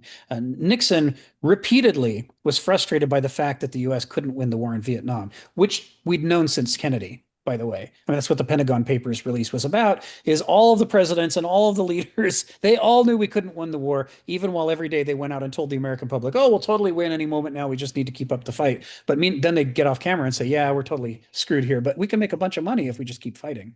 Also, this is really helpful to have a war economy. As Daniel Ellsberg, he got in a lot of trouble for releasing the evidence that none of our leaders believed they could win it, while they were telling everybody they could absolutely win it. Well, Nixon wanted to win it. He was frustrated. And he thought, well, I mean, if a ground war won't work and an air war won't work, why don't we just nuke them? And according to Kissinger, he would say that to Kissinger every goddamn week. Nixon would get up one day in a bad mood and say, let's use the nukes. We can do it. We can win. And Kissinger would be like, oh, dear God, this again. Well, Mr. President, see, the thing about nukes is, and he'd have to talk him through how it works. He'd have to talk about what happens if he starts a nuclear war. What would China do? What would Russia do? What would everybody else do if we start throwing nukes around? And also, would it even work then? Or would we just poison Vietnam even worse than we did? And now the whole world hates us because we're war criminals. And Nixon hated this answer, but he'd back down every week because Kissinger was a really smart guy. And whatever, even though he was a war criminal, Kissinger was a really smart guy, and he understood realpolitik better than Nixon did, and he talked him off the ledge. But here's the thing. Nixon starts to look like a saint compared to some of the world leaders that we've seen in the last 10, 15 years. When it comes to ability to be persuaded about reality and what their limits are. We've had presidents that if they wanted to fire the nukes on Vietnam, I don't think they could be talked down, right? Because they're so willful. And so it raises the question, does the doctrine that nobody will use it first because it guarantees that everybody would use overwhelming force back against you, would, even though that held people back in the 50s and the 60s and the 70s and the 80s, would it hold back today's generation of leaders who are even more willful than those guys were? And you know, it's I don't know the answer, but it's a scary question to ask when we kind of look at what we've got around us. So going back to the core of your question, you know, how can we incorporate Arendt's theory about unpredictability into this? The answer is it should give us pause that what she's saying is we can have all the grand theories we want, and they might work for a while. And we're going back to Joe's point about agency versus Joe, before you joined, we were talking a lot about agency versus contingency and how this is really central to Hannah Arendt's theory of politics. That you can have all the models you want to describe contingency, and they might work most of the time, but there's always going to be new people coming along, being born, natality, her core political idea, who don't necessarily go along with the dominant model, and they might do something completely unpredictable. Things that seem reasonable to most people might not seem reasonable to them. And the influence that those people can have is not small. She says Hitler and Stalin are two examples of people who violated our models. They didn't behave the way that we expected. And so if we're tempted to say, well, if there's an exception, it must be minor and they couldn't wield much influence in the world, she says, I urge you to turn and look at Hitler and Stalin and try saying it again. Try saying that one person who doesn't fit the model is not of particular importance to history. It doesn't fly, right? People with strong feelings, strong convictions, and unusual perspectives can change the course of history. And we know that they can because they already have, in the most conspicuous possible way, that got the whole world tied up with their perspectives. So I think there's a lot of implications of Arendt's theory, and I'm going to spend the next few years working on them and trying to document them and talk about them publicly. But the main one is, let us not be so confident that our models are right. Because our models almost always talk about what big groups of theory and the forces of history will do. And that's only half the problem. Half the problem is, what will individuals do? And that can't be predicted. There is an enormous scope for contingency and unpredictability in our current events and in what's coming ahead of us. We have to be cautious about our attachment to our models.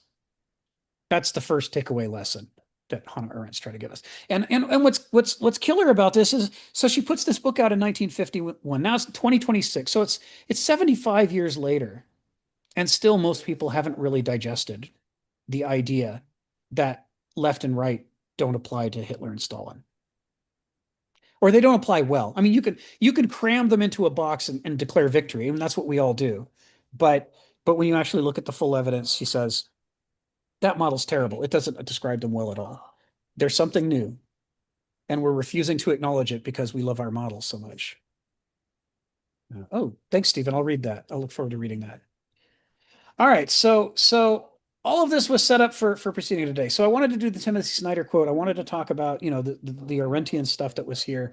But I also got a so let's just finish off this thing about bumper sticker cliches. The first thing is to understand the damage that it does. And we see that with Neville Chamberlain. When you've got the wrong model, when you're thinking in bumper sticker cliches, then you ignore the evidence in front of you, and it can lead to catastrophe. It can lead to the deaths of millions of people. It's you really can't afford to be so loyal to the models that are in your head. The second thing is, we've been talking about closure, right? About nescience, the act of forgetting, the act of not noticing. We've been talking, how do our worldviews end up with these lacunae where there's part of the world, and we talked about closure as being the function that generates some of those blind spots. And it generates them by taking things that are different from each other and equating them with each other. So if we say that a tyrant and an authoritarian are the same thing, but they're actually wildly different from each other, and the only thing they have in common is we don't like them, but we decide they're equal anyway, then what happens is the entire strategic tactical realm in between the two that determines what should I do in the face of a tyrant, well, that's different from what I should do in the face of an authoritarian. They're not the same. I close that off by turning them into synonyms. That whole realm disappears. And now all I'm left with is trying to have the same strategy to deal with two radically different things that I've confused with each other. And the odds are that that strategy is going to be some kind of compromise between what you do with a tyrant and what you do with an authoritarian. So in the worst case, I do the wrong thing for both kinds of people. In the best case, I decide that both authoritarians and tyrants are tyrants. I try to treat them both the same way, and it only works when I'm dealing with a real tyrant. But when I'm dealing with an authoritarian, it doesn't work because he's not like that. My strategy is misfiring. So you're, at the best case, you're wrong half the time when you do closure. And in the worst case, you're wrong all the time, because each of these challenges may require that you use exactly the right strategy, and instead you've averaged them together into sort of an average strategy for the sort of average evil that you've turned these people into. So closure, this function of treating different things as synonyms, can make vast stretches of the world disappear, and it can make vast stretches of possible ways of thinking about the world and dealing with the world effectively out of reach for you, because you've defined them away as not real. Joe, tell us what's on your mind. Oh, you got to come off mute again. Go ahead, come off mute, Joe, and tell us what's on your mind. One of the issues that's interesting is, that we've thought about, like, essentially when one group overtake the other, so essentially something is corrupt in Rome, and they turn to, essentially the Christians as a way of kind of, bringing things back to where there's some degree of I don't know, ethics that's involved in how they're leading, is exactly what happens is when you use one ideology to cure another. And so that's where we kind of reduce things to left or right, and then solve it with whatever, one of those two. And that's exactly where everything goes wrong, because you lose nuance within the solution. And this is also kind of being placed with our terms, is, as you'd mentioned, the idea of an authoritarian and a tyrant, when you're kind of using those terms interchangeably, and, to address how to, deal with those, two types of leadership. Well, then, I mean, it's obviously you're going to get confused, and you're just applying, like, everything looks like a nail when you you have a hammer and everything looks like a nail. So essentially, you have a very limited perspective automatically on reality,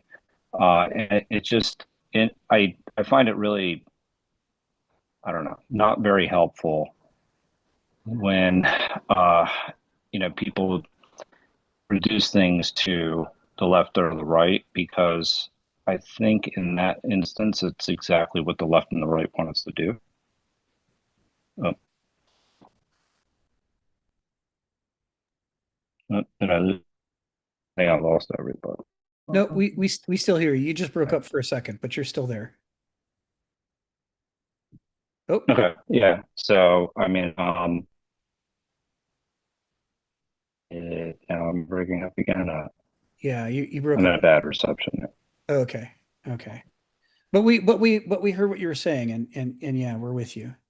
These are problematic situations. Um, so here's another example that Timothy Snyder talks about. Um, Again, here he's building off Arendt in this.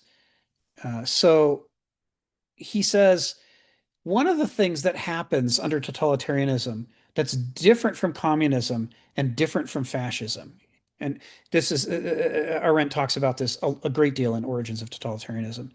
She says we're used to thinking in terms of classes, right? Whether we're right wing or left wing, whether we're centrists, moderates, or extremists, we've it's for centuries now we've been thinking in terms of classes, and class analysis has given us ways to think about classes going all the way back into antiquity: slaveholders versus slaves, other classes as well. We could talk about lords versus peasants. It's the model that we all learn in school, whether we learn it economically or politically or what have you. It's a de facto reflex. And so it's natural to look at Nazi Germany or Stalinist Soviet Union and assume that you're seeing the functioning of classes and class conflicts of some kind. But Arendt says that's wrong. She says we see classes there because we expect to see classes there. But in seeing those classes, we're actually hallucinating. The truth is that what Hitler and Stalin both did to their respective nations was to destroy all class interests. And she presents enormous amounts of evidence that that took place. That they both leaders did things that would be against the class interests of the proletariat, and both classes, I mean, both nations did things that were against the interests of the bourgeoisie. So whether you're pro bourgeoisie or pro proletariat, both sides, if you look at the evidence, will disappoint you. I know people who were pro Stalinist before Glasnost and Perestroika released all the paperwork that demoralized them and made the Stalinist movement, internationally fall apart. Once people saw what he really did, all these movements collapsed. But I heard the rationalizations beforehand. I know what people were saying to try to justify it, and they would try to say, well, if you're going to make an omelet, you have to break a few eggs. Everybody loves that quote, whether they're on the left or the right. Everybody says that all the time. And so the idea was sacrifices had to be made in order to fight Hitler. And yes, some people died, and that was terrible. But what were you going to do? Let Hitler win? And of course, the problem with this, as Arendt points out, is that many of the things that Stalin did not make the Soviet Union more able to fight Hitler. They made the Soviet Union less able to fight Hitler. Many of his purges destroyed the people who knew how to run the factories. Productivity in the Soviet Union collapsed under Stalin. It didn't go up. He wasn't giving the proletariat what they needed to be successful. He was wrecking them. Union leaders were purged. I mean, shouldn't Stalin as a commie be pro-union? He purged them. He killed them. He sent them to gulags. He had them executed. None of this makes sense from a class perspective. If he's a commie, then he's on the position of the proletariat. He should be for all these guys and pushing them. But instead, he was purging them and killing them. That doesn't make sense. And likewise, the same is true on Hitler's side in Germany. The standard left-wing analysis is that Hitler is a fascist, and as a fascist, it's actually a kind of capitalism, and it's actually just a mutation in capitalism that leads to creating a police state with the army lined up with capital and being oppressive about civil rights. And this is the standard left-wing analysis of Nazi Germany. And Arendt points out the number of times that Hitler did in capitalists and sabotage their interests. So the left-wing analysis of Hitler as a fascist falls to pieces when you see that Hitler was not acting according to the class interests of the bourgeoisie. And then if you try the left-wing analysis, you're like, no, no, he's a lefty. That means he's for the proletariat. But then you look at how much union busting he did, how many people that he sent to death camps who were lefties or who were or who were proletariat, and that doesn't work either. If you try to cram him into this is somehow, one class against the other, you find that in case of both Stalin and Hitler, they're both attacking both classes. And how can that be the case? The left versus right, it has to, each of them has to be for one class and against the other class. It doesn't make sense. But Arendt gives us a new model. She says part of what makes totalitarianism different from left versus right is that totalitarians don't want classes to exist at all. They're destroying all the classes on purpose. And they're replacing them with a mass, not a class that has interests, but a mass that can be manipulated. A mass is like a crowd, the torches and pitchforks kind, or it's like a cult with cult followers. A mass is a group of people that will fixate on a leader, and they'll believe whatever the leader tells them from one day to the next. And even if the leader says on Tuesday that we are on the right and we hate the left, and they all go, yay, screw the left, we're on the right. And then tomorrow they say, no, no, we're on the left and we hate the right. Then tomorrow they'll go, yay, we're on the left and we hate the right. That's a mass. That's not a class. The class is like, no, wait, which side are we on? Whatever our interests are, we want to stand for those. We like this guy because he represents our interests. But a mass says, I don't care what you say from one day to the next. I believe it and I'm for it, even if it contradicts what you said yesterday. So but basically what he's thinking is that human beings are idiots, basically. Huh? She says it goes way beyond idiocy. It's a new kind of phenomenon. And it might be something that the Greeks never documented and that Kenneth Smith hasn't built us a model for. She says the totalitarian personality is a new way of having values and motivations. It's different from douloi, banausoi, or aristoi. She doesn't use those words, but she knows the model, and she's not using it here. She says the thing about douloi is that they stand for doulic things and they stand against anti-doulic things. They're predictable. Live each day as though it's your last, right? They care about their feelings, they care about their experiences, and they stand for those things. And the thing about banausoi is they stand for the things they believe in, their ideologies, their systems, their math, their logic. An accountant believes in the numbers and the spreadsheets. If you do things that violate the math, you're going to piss off the accountant. He stands for something. The capitalist stands for something. Every member of a class stands for its class's interests. But to a totalitarian leader, that's a threat. Because if you stand for something, then you're in the way of obeying the leader's will. And the whole point is to strengthen the leader so that the leader can act in the world and be strong. And to do that, he needs as his body the great mass of muscle of all the people who are going to carry out his will, who believe in his will, whatever it is. And together we'll be one giant organism that's too strong to defeat. And nobody will ever trample us again. In fact, we'll trample them to prove how strong we are. She says this is all very central to totalitarianism. And the only way that it works is, and this is a key distinction between totalitarianism and every other form of government, totalitarians destroy every source of authority within their nation that could stand against them. That's why they have to flout the Constitution. Any constitutional scholars who say, I'm sorry, we have to follow the Constitution, they have to die. Nobody gets to say, Mr. Hitler, you're wrong. The Constitution says the following, or they get shot. Nobody gets to say, but Stalin, you just paid us to make this Constitution last year, and it says you would never do this. You have to stop doing it. Stalin says, fine, to the gulag with you, or you're dead. The whole reason that that thing is held up is as an attractive nuisance to lure people who are willing to stand against the leader on principle. Anybody who will stand on principle gets ousted. Because they can't be part of a mass. They have their own separate interests, and they will resist something that infringes upon those interests. People with principles, people who believe in laws, people who believe in logic, people who stand for things have to go. They can't be part of a mass. A class stands for things, so it has to go. It has to be broken up. It's not a coincidence that Hitler sent the Union leaders to the death camps. Union leaders stand for something. They stand for the interests of the proletariat, or so they believe. And he can't have that. There's no place for that in a mass, only in a class. He's got to get rid of the classes. So they go. They went early, by the way, long before the Jews. He was rounding up Union leaders and getting them killed. So much for being on the left, right? This is so scary. Well, because what we're seeing is it's the manufacture of a new kind of human organization. And the new kind of human organization is full of people who are willing to do whatever the leader says from one day to the next. They're willing to trust the leader to have a plan and to carry it out, and that they don't need to know what it is. In fact, it's better if they don't, right? Because that way they can't make a mistake.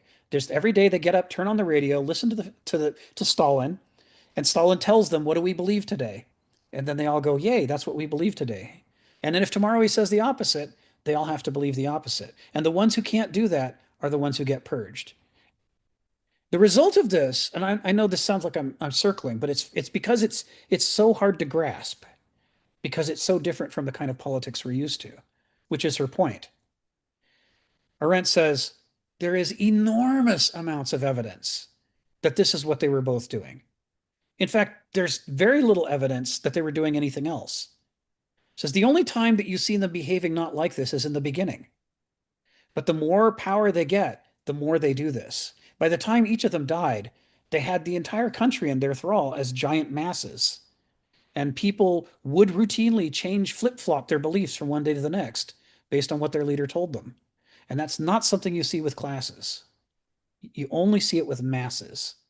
She says, totalitarianism is a form of government that does away with classes and all other forms of authority to reduce the population to a mass so that the leader's will transmit through that entire body like through a perfect, pure, polished lens to maximize his ability to act in the world. To be strong as a single group so that you don't have infighting. Anybody who would be prone to do infighting is pushed out. And she says, by the way, that's why it was so hard to assassinate Stalin or Hitler. Nobody close to them had any scruples of their own. Not by the end. Everybody with scruples was pushed far away from them, never allowed in their presence. If they weren't dead, they were far away.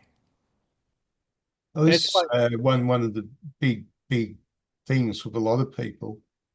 They think the Nazis were really a hierarchy. Right. But in actual fact, they were anti-class. Exactly. They were engaging in class warfare. Yes, against all like classes. The Marxists. Against all classes. They destroyed all the classes. And you know, Stephen's point is incredibly important. You know, we talk about a Nazi hierarchy. There were official positions and there were people inhabiting them who were making decisions, but every one of those people understood that their authority did not come from the guy above them. It came from Hitler directly. Your job was not to do what your superior said. Your job was to do what Hitler wanted or would want you to do. They were each supposed to embody the will of the Führer as perfectly as they could. And I don't remember the German term. You could look it up again, but there's a German word that means the attitude of a corpse. And the word corpse in German is right at the front of that German word. And it has to do with having no will of your own, but being a perfect, you know, just that when you know what the Führer wants of you, there's no part of you anywhere that resists it any more than a corpse would resist what you say. That you have. Go ahead. A zombie. Like a zombie, but the difference is a zombie is just shuffling along, following commands. What they wanted was for the Führer's will to inhabit you, so that you were alive at every moment to what would the Führer do here? What would the Führer want here? To be the arms and legs of the Führer at all times. And the people who could do that the most were kept close to the Führer, and the people who could do it the least were pushed further away. But even the people who were close in, this is what Stephen's saying, and he's right on, they still didn't have any authority of their own. Nobody would try to replace Hitler. They all knew. Did somebody like Freud or Jung ever diagnose or name Not Stalin, yeah, Stalin and No, Hitler. Did they ever? No. no, they died too early. They didn't get to see any of this. Oh, And okay. and the odds are that if they had seen it, like most people, like most of us, they would have mistaken it for something else. It was Mm. very hard to accept that we were seeing a new kind of human personality in the world, and a new kind of political movement. Uh, She talks about this a lot. don't forget, though, remember the Enlightenments, remember Voltaire and his followers, how when the revolution came along, they were going to create a paradise, but they got the reign of terror. Yes, yes. Well, don't forget that point. Hang on to it, because Geneva has her hands up, and she was going to talk about an earlier point. The thing you're talking about is incredibly important. We're going to come to that. So, Geneva, tell us what's on your mind. Well, I hate to talk about personal adventures or experiences, but I don't know if people remember back in the days when there were the Rodney King riots and so forth in Los Angeles. And I was there then. And there came a day when one afternoon, some Black people were running through the building saying, "Oh, Blacks are going to boycott the cafeteria." Uh, and they were just running around saying this to the individual offices. And I thought, well, okay, but why are we doing this?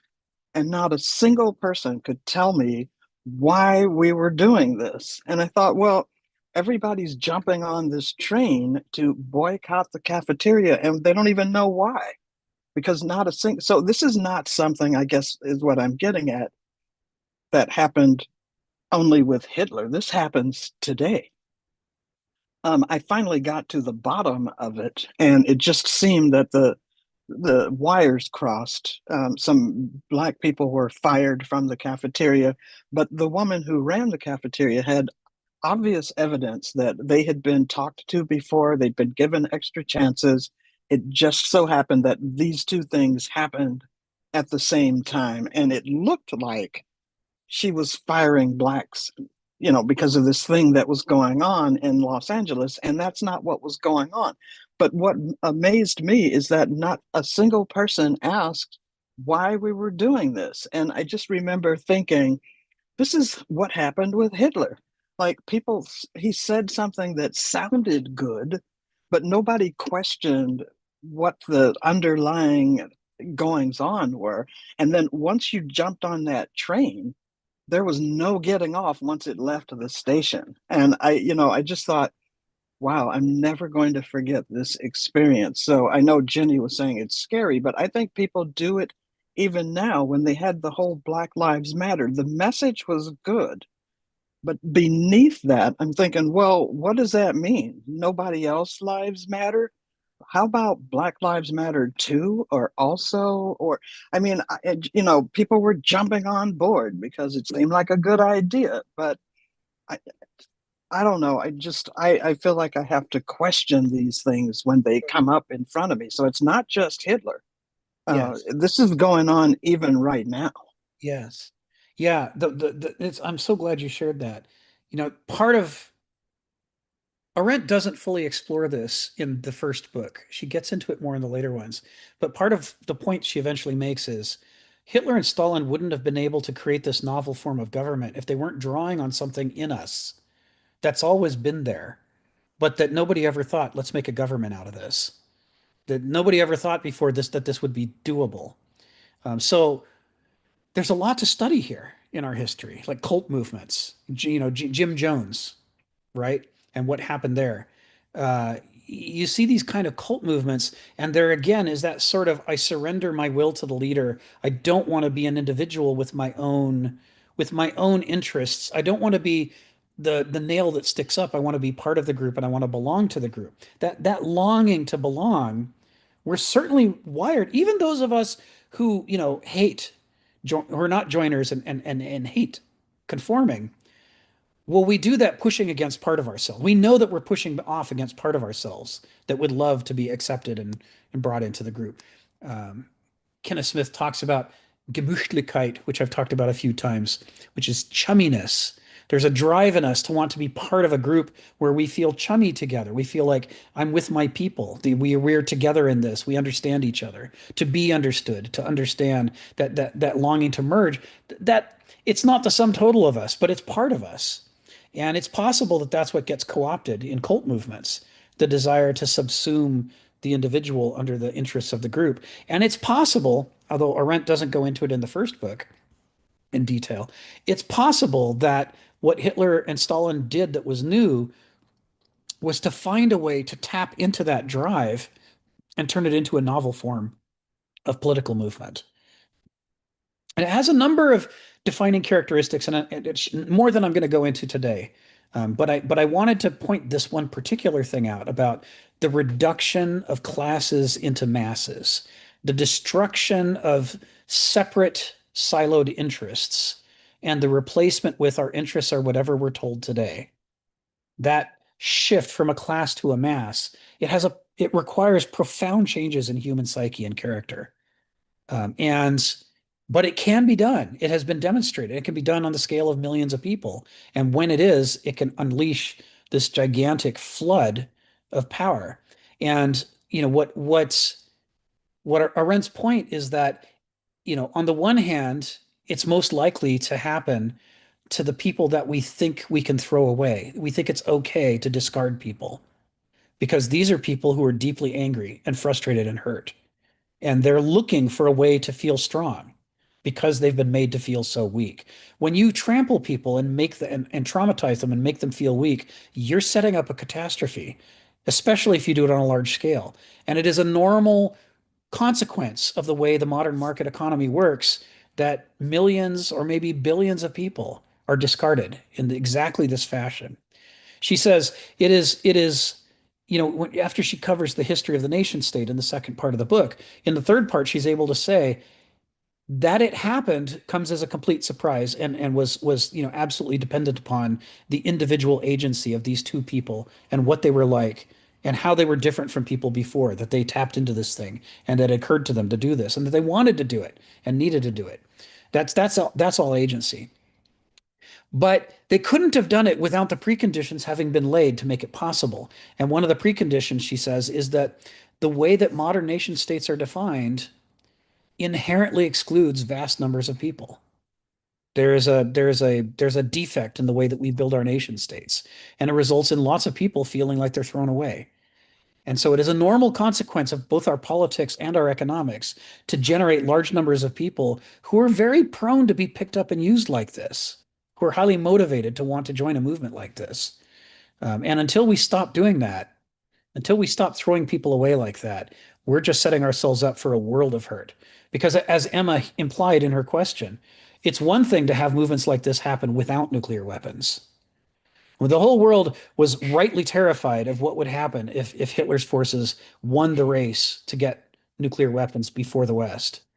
What would he do with them? Well, I mean, we can wonder.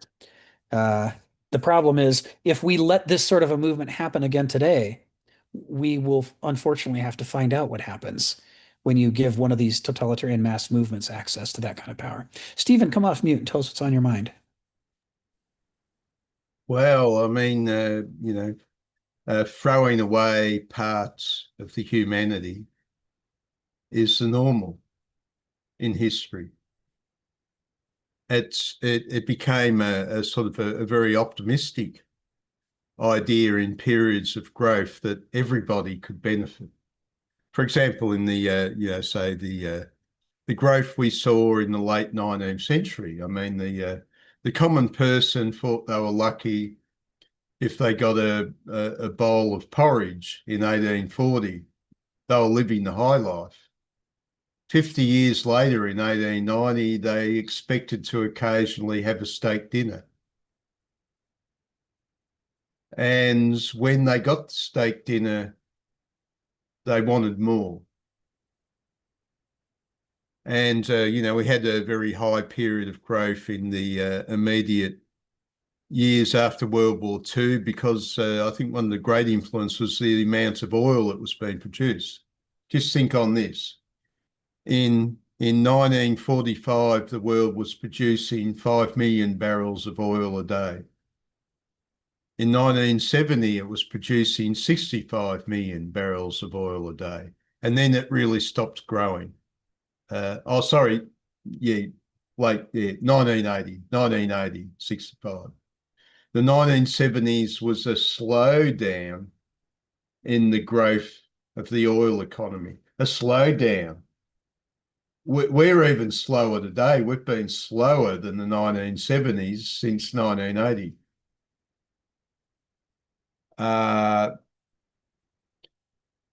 Well, in the old days, they had religion. Don't worry, die in poverty and you'll go to heaven. It's a bit like Blackadder. Did you ever see Blackadder, the Christmas special? Yeah, when the Christmas spirit said, imagine this, living in your hovel, a turnip, and your own Bible to read and get over your sufferings. Well, Blackadder says, well, that makes it all worth it, as he smiles glibly to the Christmas spirit. Well, this is a thing that in the old days, dying in poverty was normality for a lot of people. But don't worry, they had the church. Heaven was awaiting them. Today, most Americans, well, really, I mean, didn't it come out with the furor about the food stamps when you discovered that there were families that were in debt because they bought a $120,000 car, and they were paying the doing the repayments on this car, and that made them so broke that food stamps were required to feed themselves. I mean, they bought luxury and impoverished themselves by an excessive luxury, so they went on to public welfare. I know people who are very, very socialist minded, and their attitude is it'd be really good if the state was to take care of all my health bills, because what I want to do is to buy a lot of houses and enrich myself. So the state should pay part of my costs, so I can take my excess money and buy a lot of investments like houses and enrich myself at the expense of other people, which I, as a capitalist, am a bit interested in, but I know what I'm doing. And I get these socialists who are essentially capitalists. Oh, sorry, I said essential. That's $1 in the poor box. And they're sort of imagining, oh, yeah, the state should take care of a certain degree of my wants, and then I'll amass all my wealth for myself. Is that the picture? I'm not saying I'm pro-capitalist, but I'm just wondering about these socialists when they say I would like the state to pay all my costs, and then if I gain any benefit, it's all for myself.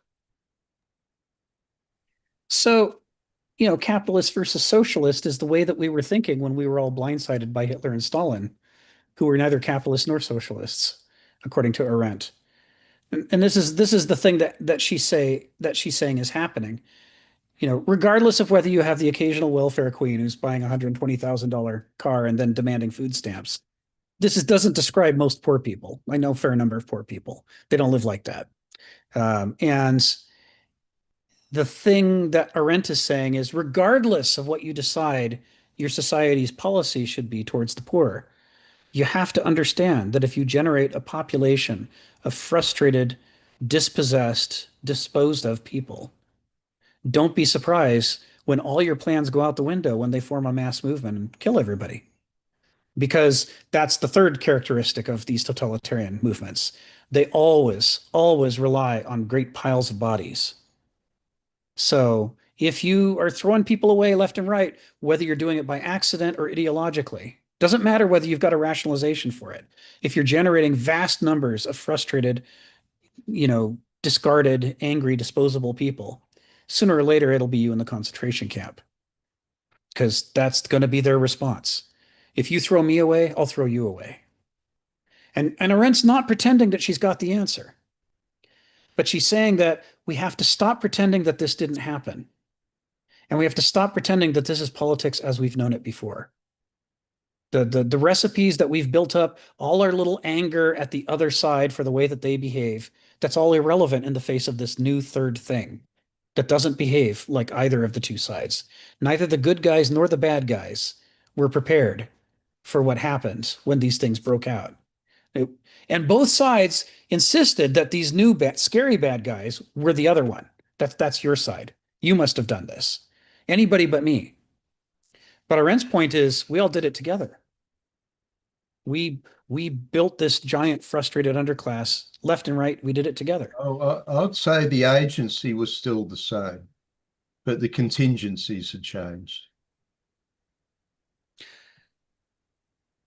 It's possible. I mean, I'd have to think about how agency versus contingency applies here. It'd be complicated. But what Arendt can say in a nutshell about this, and it's the point we need to take away from this above all is, and this is taking us back to Timothy Snyder as well. Bumper sticker cliches are the mode of thinking that you find in mass movements, because it's all that the mass has time to absorb that morning from their dear leader. And besides, tomorrow he may reverse himself. They can't get too attached to anything. Simple, clear thoughts. The right wing is bad. The left wing is bad. The moderates are bad. The extremists are bad. This kind of thinking, this lends itself to mass movements. But in the early 20th century, there were new things. The new things was technology, flying machines, all sorts of machines, which had never been there. If you go back to the Napoleonic era, there was a new sort of industry had arisen. But in terms of quantity, it was nothing like what arose in the first half of the 20th century. Yes. Yeah. So you have this contingency of a machine age with a human agency, which is still much the same human agency that was there in the time of the Greeks and the Romans. Yeah. And this, I guess, is one place that agency versus contingency can be really clear. This is Snyder's point is the more we're able to resist bumper sticker slogans and think with nuance in detail, concrete detail about the actual circumstances that we face, the harder it will be for us to be swept up in a mass movement. The greater the chances that we can have our agency be functional. Because he says, and he's agreeing with Arendt here, one of the greatest dangers of the growth of a mass movement is that the people who are pulled into it, who learn not to have any principles of their own, to just believe whatever the strong leader tells them from day to day, they cease to be individuals. They cease to be personalities in any way that we can recognize. They become interchangeable with each other. And they become, and this is one of Arendt's key points in her chapter about the totalitarian personality, they stop willing things themselves and instead become lenses for the will of their leader. They become a utensil, a kind of human tool to be picked up and wielded by a powerful leader who speaks their language and knows what motivates them. And I don't know how many of you have watched Pink Floyd's film, The Wall. I'm sure everybody's heard at least some of the songs from The Wall. But the film, which is extremely upsetting, is worth watching for some of its powerful imagery. You know, that was Roger Waters doing his take on what his father went through in World War II. You know, fighting in World War II and facing the Nazis, and I'm sure he would have applied it to Stalinism as well if that's who he'd been fighting and had the personal experience. But one of the most powerful images in it is people reduced to hammers that are marching in lockstep. They're just hammers, and the only way they know how to be is strong. They only know how to hit things to prove that they're strong. And they're no longer people. They're no longer individuals. And this thing that we've had as sort of a motif in Western civilization ever since, kind of the fear of these big angry mobs and masses. In Origins, Arendt gives us the tools we need to analyze When does this happen? And why does it happen? Where does it come from? How is it structured? What makes it tick? And what makes it fall apart? She talks about how do they fail? How do they collapse and why? It's very valuable stuff.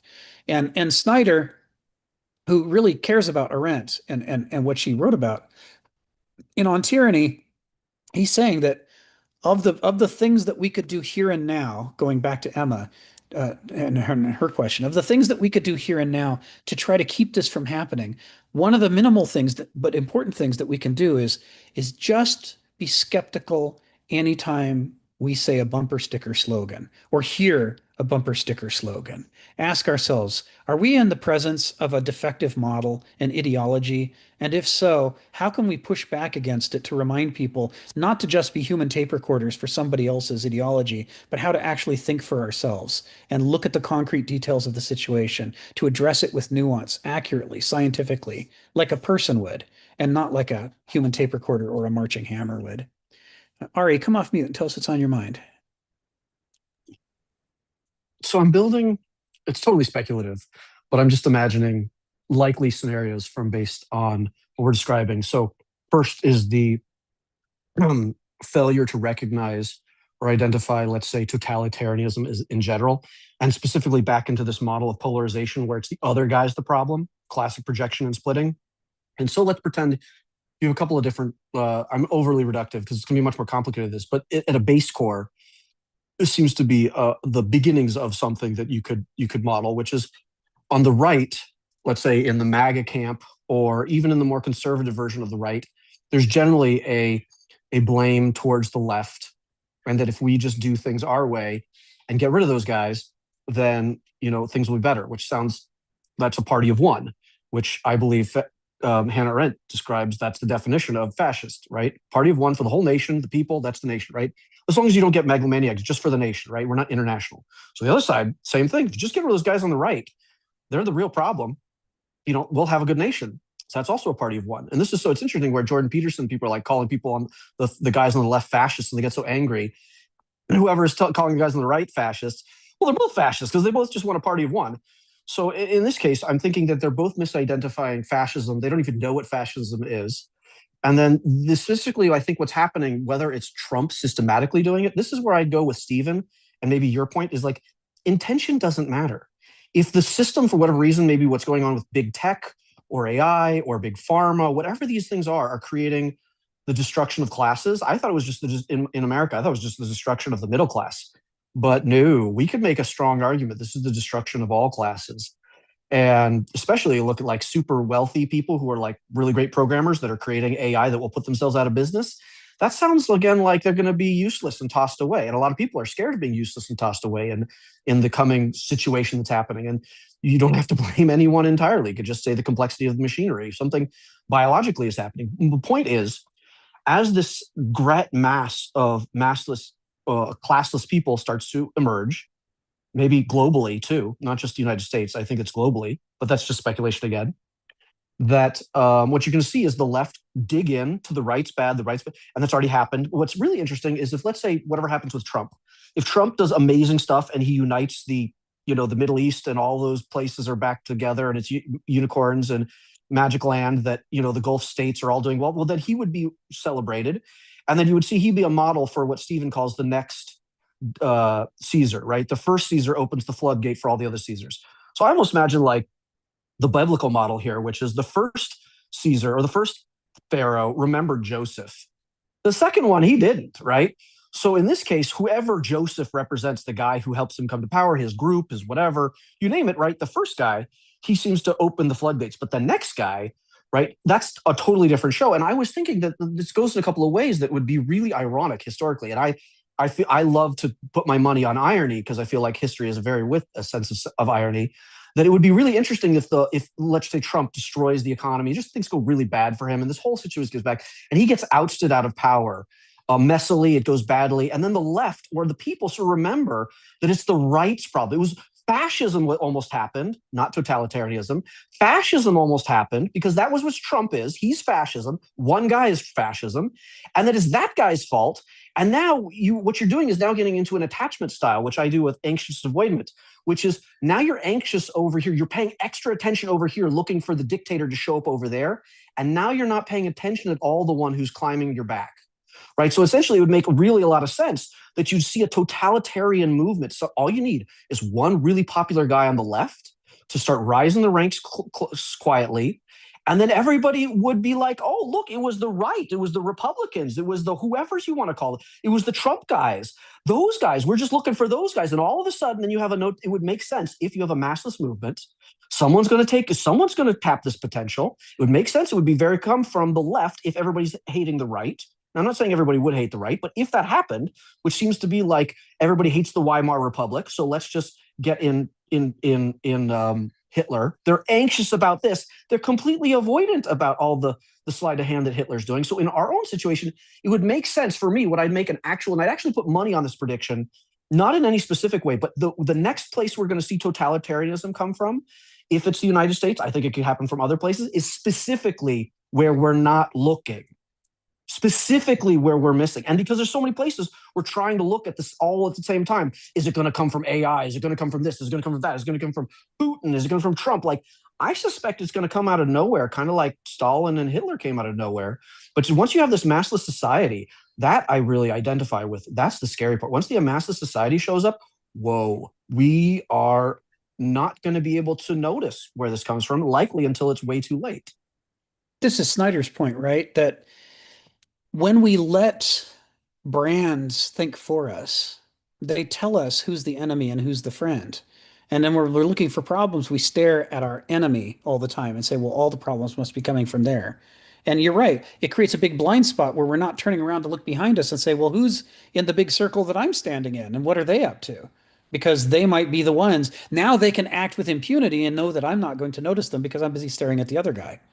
There is this brand thinking is related to zero-dimensional thinking, as though all good things are one point, and that's the point I happen to be standing on, and all bad things, no matter how different they are, they're all the same bad thing, and they're all the other point.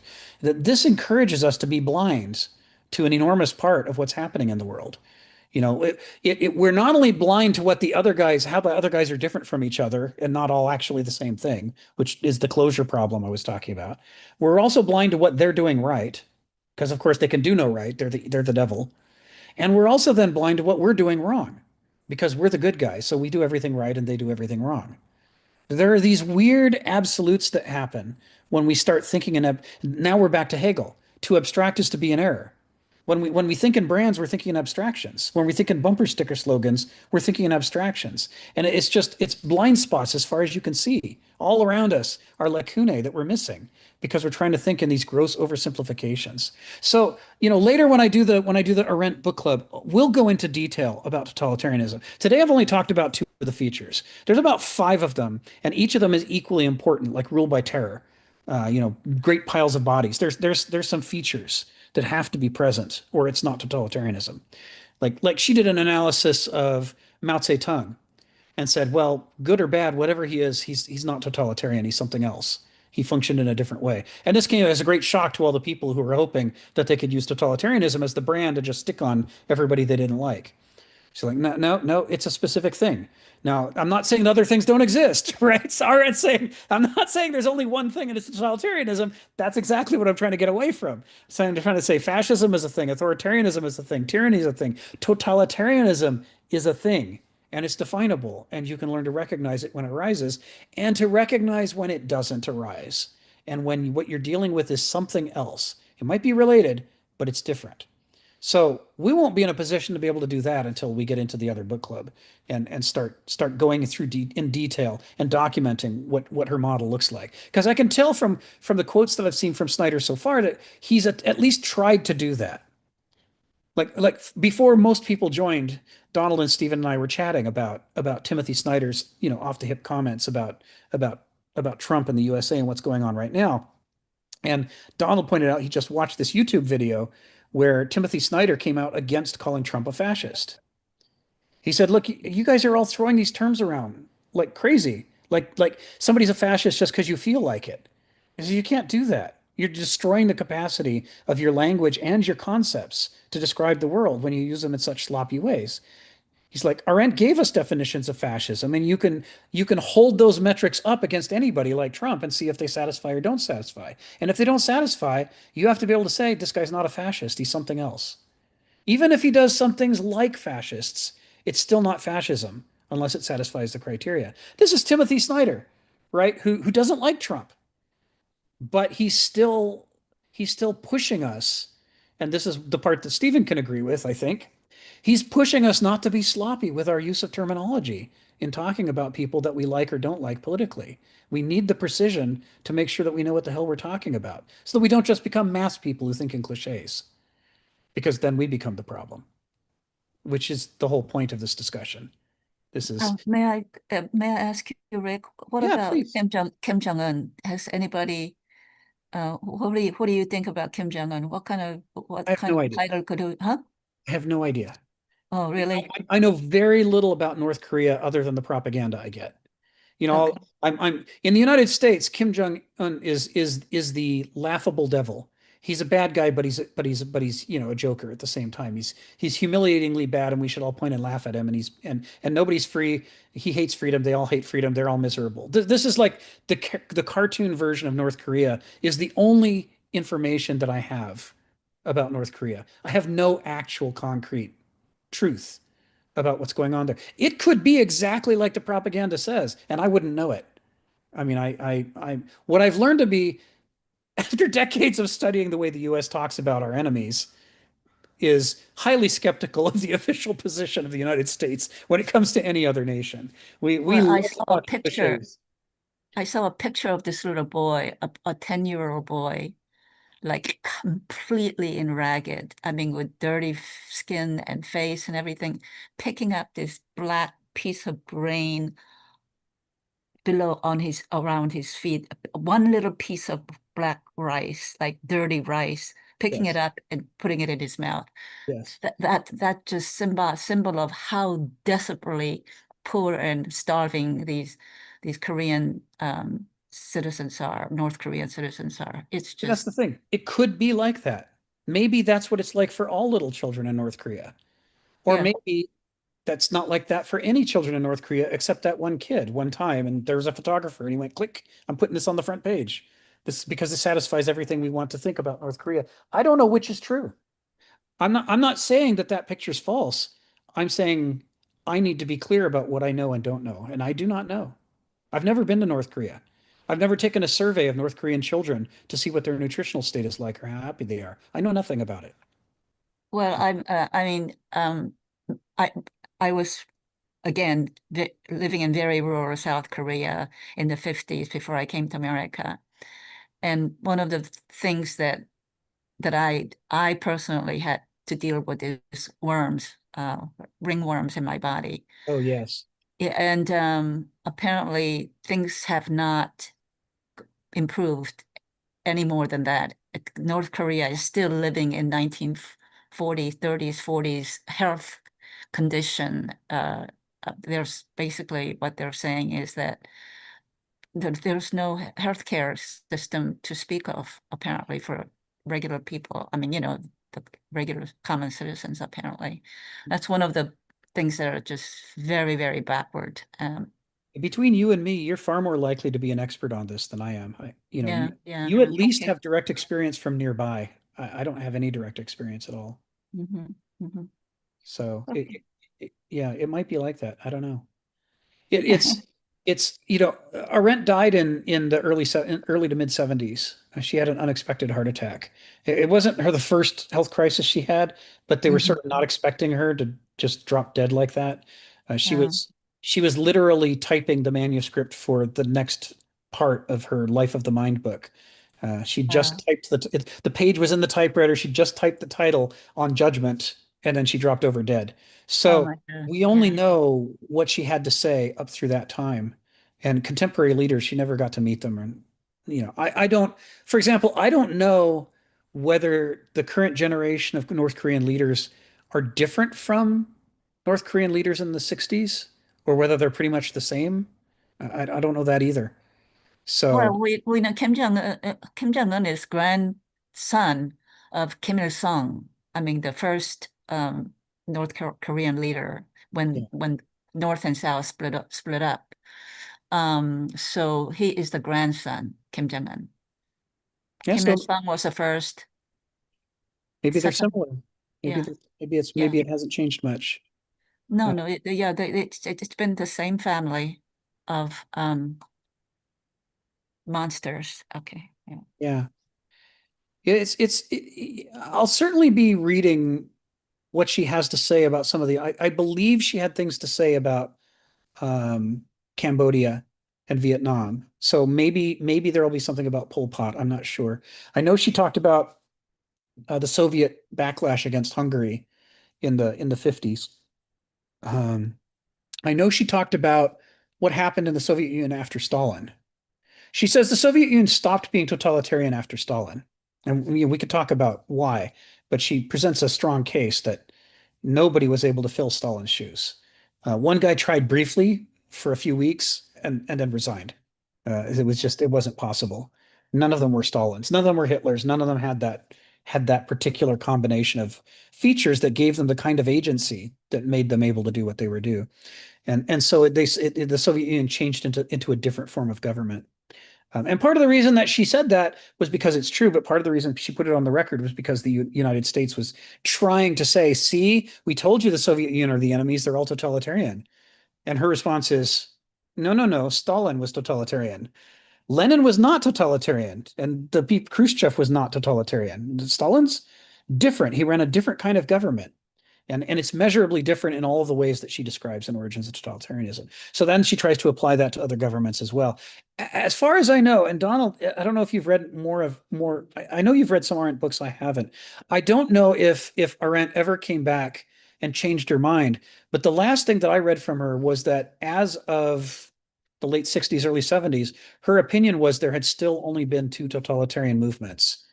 There was the Hitler movement and there was the Stalin movement. I haven't, not aware of her going beyond where she went in that. But then again, I read most of my Arendt 30 years ago. In fact, my whole philosophical education seems to be something in the distant past anymore. I have ideas and they're just jumbles of things I've read and not read, but I think that's it. I think she would be impressed with, say, Pol Pot, though, as well. We need to be it was Kamala Harris, unburdened by the past. And how do you do that? Well, Great piles of bodies. kill them all. Yeah, he's I one of the ones on the think short there list. are other totalitarian movements. Yes. But I mean, I very much was impressed when I read the origins of totalitarianism and making sense of the Second World War and the real antagonism. I put that a little thing I got from Kenneth. He said it about John D. Rockefeller, but I only want what's mine and what's next to mine. Well, that's exactly the view that Hitler and Stalin took. And Arendt makes that abundantly clear. And they're next to each other. What do you think's going to happen? They both want it all. Yeah. And we're lucky. If they'd been on different continents, they each could have expanded so far. And the bigger they got, the stronger they got. It would have been scary as hell. We might not have beat them. I mean, it's one of the things that the historians of World War II talk about that popular culture in at least the United States almost never acknowledges, which is without Stalin fighting Hitler as hard as he did, there's no guarantee we could have beat Hitler. I mean, we beat the dregs of Hitler after the Eastern Front had ground up most of his army, basically. I mean, he sent so much to the Eastern Front, he didn't have nearly enough on the Western Front to fight us. Yeah, once when I was in Europe on business or something, and some lady said to me that Americans are very antagonistic towards the Russians, that we have a large army on the East German border constantly threatening to go east. And I said, that army is about 300,000 men. In 1941, whatever, Hitler sent 3 million men across that line, and they got almost slaughtered to the man. Says that 300,000 that Russia keeps talking about constitutes no threat to them whatsoever. Exactly. We don't like it. We don't like to hear that sort of talk. We want to feel strong. We don't want to feel like not the ability for Russia, as the surface expands as you go in, it's like you're going out of a funnel. It's just impossible to maintain force density, and eventually you stop, and you stop being much weaker than you.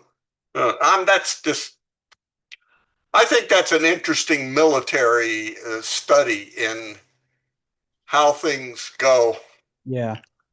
Yeah, but it's certainly. There was another thing you brought up, or somebody did, about the Nuremberg and Goering, which, like, Goering was a legitimate hero, a war hero. He was the best ace of the First World War. He really a founder of the German Air Force, and Hitler was nothing. He was a courier in the army to carry messages between people that really fought. And it's just amazing that I guess Goering led credibility to Hitler, but I don't know what Hitler did for Goering. Goering already was he was known for what he had done and his service to the German state. And I don't know. It's kind of shame. But all this stuff about Hitler making all the decisions sure makes it easier for me to schedule those damn trains. And that's all I ever did, was schedule those trains. I never killed anyone, just for the record. But I think some of this does help us talk about the banality of evil. Yes. It's commonness. It's everydayness. It's almost ubiquitous. It's not that it's, that it gets explained. Arendt explains it without, there's no devil. There's no force of history that's evil. It's all men. And we'd best get on with exercising our agency, which I'll admit I don't do. I feel rebuked every time I go into this discussion. Sorry, man. No, it's really good. Don't get me started. You did, Rick. I'm gonna click off here. He says, "Where's my mute button?" Sharon, go ahead. Tell us what's on your mind. So I just wanted to I have two questions. But I wanted to respond to Donald, because the last question Donald raised about Goring and his excellent compares to Hitler's mediocre performance is answered in the movie. And he said, what is it that made Hitler so spectacular? And his response to the psychiatrist was the way he moved people. I've seen the movie. I don't want to act. And I thought it was very good. Oh, good. I did. And there's actually books written, and I must have read one at one time, I think, about that people who the other 21 besides Goering said, because Goering was about 300 pounds, he was a drug addict, and he was mostly interested in his castle and his art collection and having it collected. And by the time he went on trial, he was back to being a soldier. He had lost weight, he had gained strength, his mind was clear. And there are quotes from the other Germans on the trial. I think they're in a British book on the trial that I've read. And they said, if this Goering had led us in World War II, we would have won. Oh. But we only knew the fat, drug-addled Goering, who was useless. The man who invented the German Air Force would have led us to victory. But we did not have him. And it's when I read that quote from one of people, but there were other people that said we needed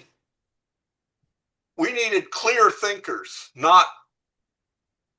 and we didn't have them. We didn't have real leaders. I mean, it was kind of, yes, Hitler contributed a lot, but he wasn't the warrior. Right. That Goering was real. Yes. So now I have to read the book. Hitler was, it's the will. He had all these words and speeches and stuff, but Goering had fought in combat, really fought, very high level. He didn't have political medals on his uniform. I'm sure in that they show him that Iron Cross and everything he has. He got those, I think, in World War I for whatever. But Hitler, maybe he was kind of off on some of those people too. That were one, there's a fascinating book that I have, and I don't know where I got it, by a guy named Solomon, who he wrote a book all about, as a part of the denazification program, about all his experiences. And he lived untouchable. He wasn't a Nazi, but he was untouchable because he had been the driver for the guys that had assassinated Walter Rathenau of the Weimar Republic. He was foreign minister. And so he was literally like worshipped by the Nazis, even though he wasn't one. But it's another perspective. What is it like to be politically untouchable during a devastating war, a continental or global war? But enough of strange books. But Well, I wanna read the book because what you're discussing was not highlighted in the movie. Yeah, and I watched it 3 times, so I want to see the other perspective. My other question is, going back to what you were talking about, the use of language in describing terms like fascism, etc. So I get the accuracy, but how does that impact the functionality? Yes. Of the entity? How do we define? How do we see that? What does that look like? So think of it like this. If you're up against a leopard, it's going to be stealthy. It's going to want to surprise you. And one of the leopard's favorite ways of attacking you is to drop on you from the trees. Leopards love to leap and pounce. It's one of their favorite strategies. But if you're up against a lion, you are not up against a lion. There's a pack somewhere, right? They're a pride, and they hunt together as prides. They're all around you. And if you focus on the one lion and think that you have a chance of victory, you're about to die because they're pack hunters. You have to know what the thing is, or your strategy is going to be all wrong. If you know that it's a lion and you know that it's a pack hunter, then you've got a chance to do something about it. Because you know that the usual, I'll just run the other way, well, then you die. You know that's not going to work. You'll come up with some strategy that doesn't involve running right into the ones that are waiting for you. And this is what it's like. For example, you know, Arendt, both in Origins of Totalitarianism, but especially I'm currently going through Between Past and Future. In her thing about what is authority, she talks about the difference between the tyrant and the authoritarian. And one of the things that she says is authoritarian governments have to be defeated. They're strong. They use the legal system. And as a result, all kinds of people within the country can believe in them because they can figure out what their stable relationship could be to the government. But nobody believes in a tyranny. I mean, the guys that the tyrant is paying believe in the tyrant, but nobody else believes in him. He says, Arendt says Aristotle's absolutely right when he says tyranny is the form of government that destroys itself every time. Authoritarians have to be defeated from without, but tyrants are always defeated from within. Their own people hate them. So go ahead. Because the definition of tyranny is the tyrant is imposing his will on everybody else, and people don't like that. So they're like, I have no place in this country as long as this tyrant is in charge. And sooner or later, somebody gets through and takes him out. So she says, what you would do about a tyrant is very different from what you would do about an authoritarian country. The tyrant is going to do some evil, but he's going to go away sooner or later because his own people are going to kill him. But if the neighboring country is not a tyranny, if it's authoritarian, then a pacifist approach isn't going to work. If they're expansionist and they're an authoritarian, you have to fight them. You can't deal because they're not going to take themselves apart.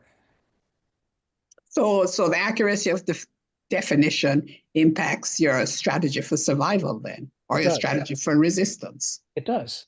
Okay. You have to know what it is. Yes. Are you picking a nutritious fruit or are you picking a poisonous fruit? You have to know the difference.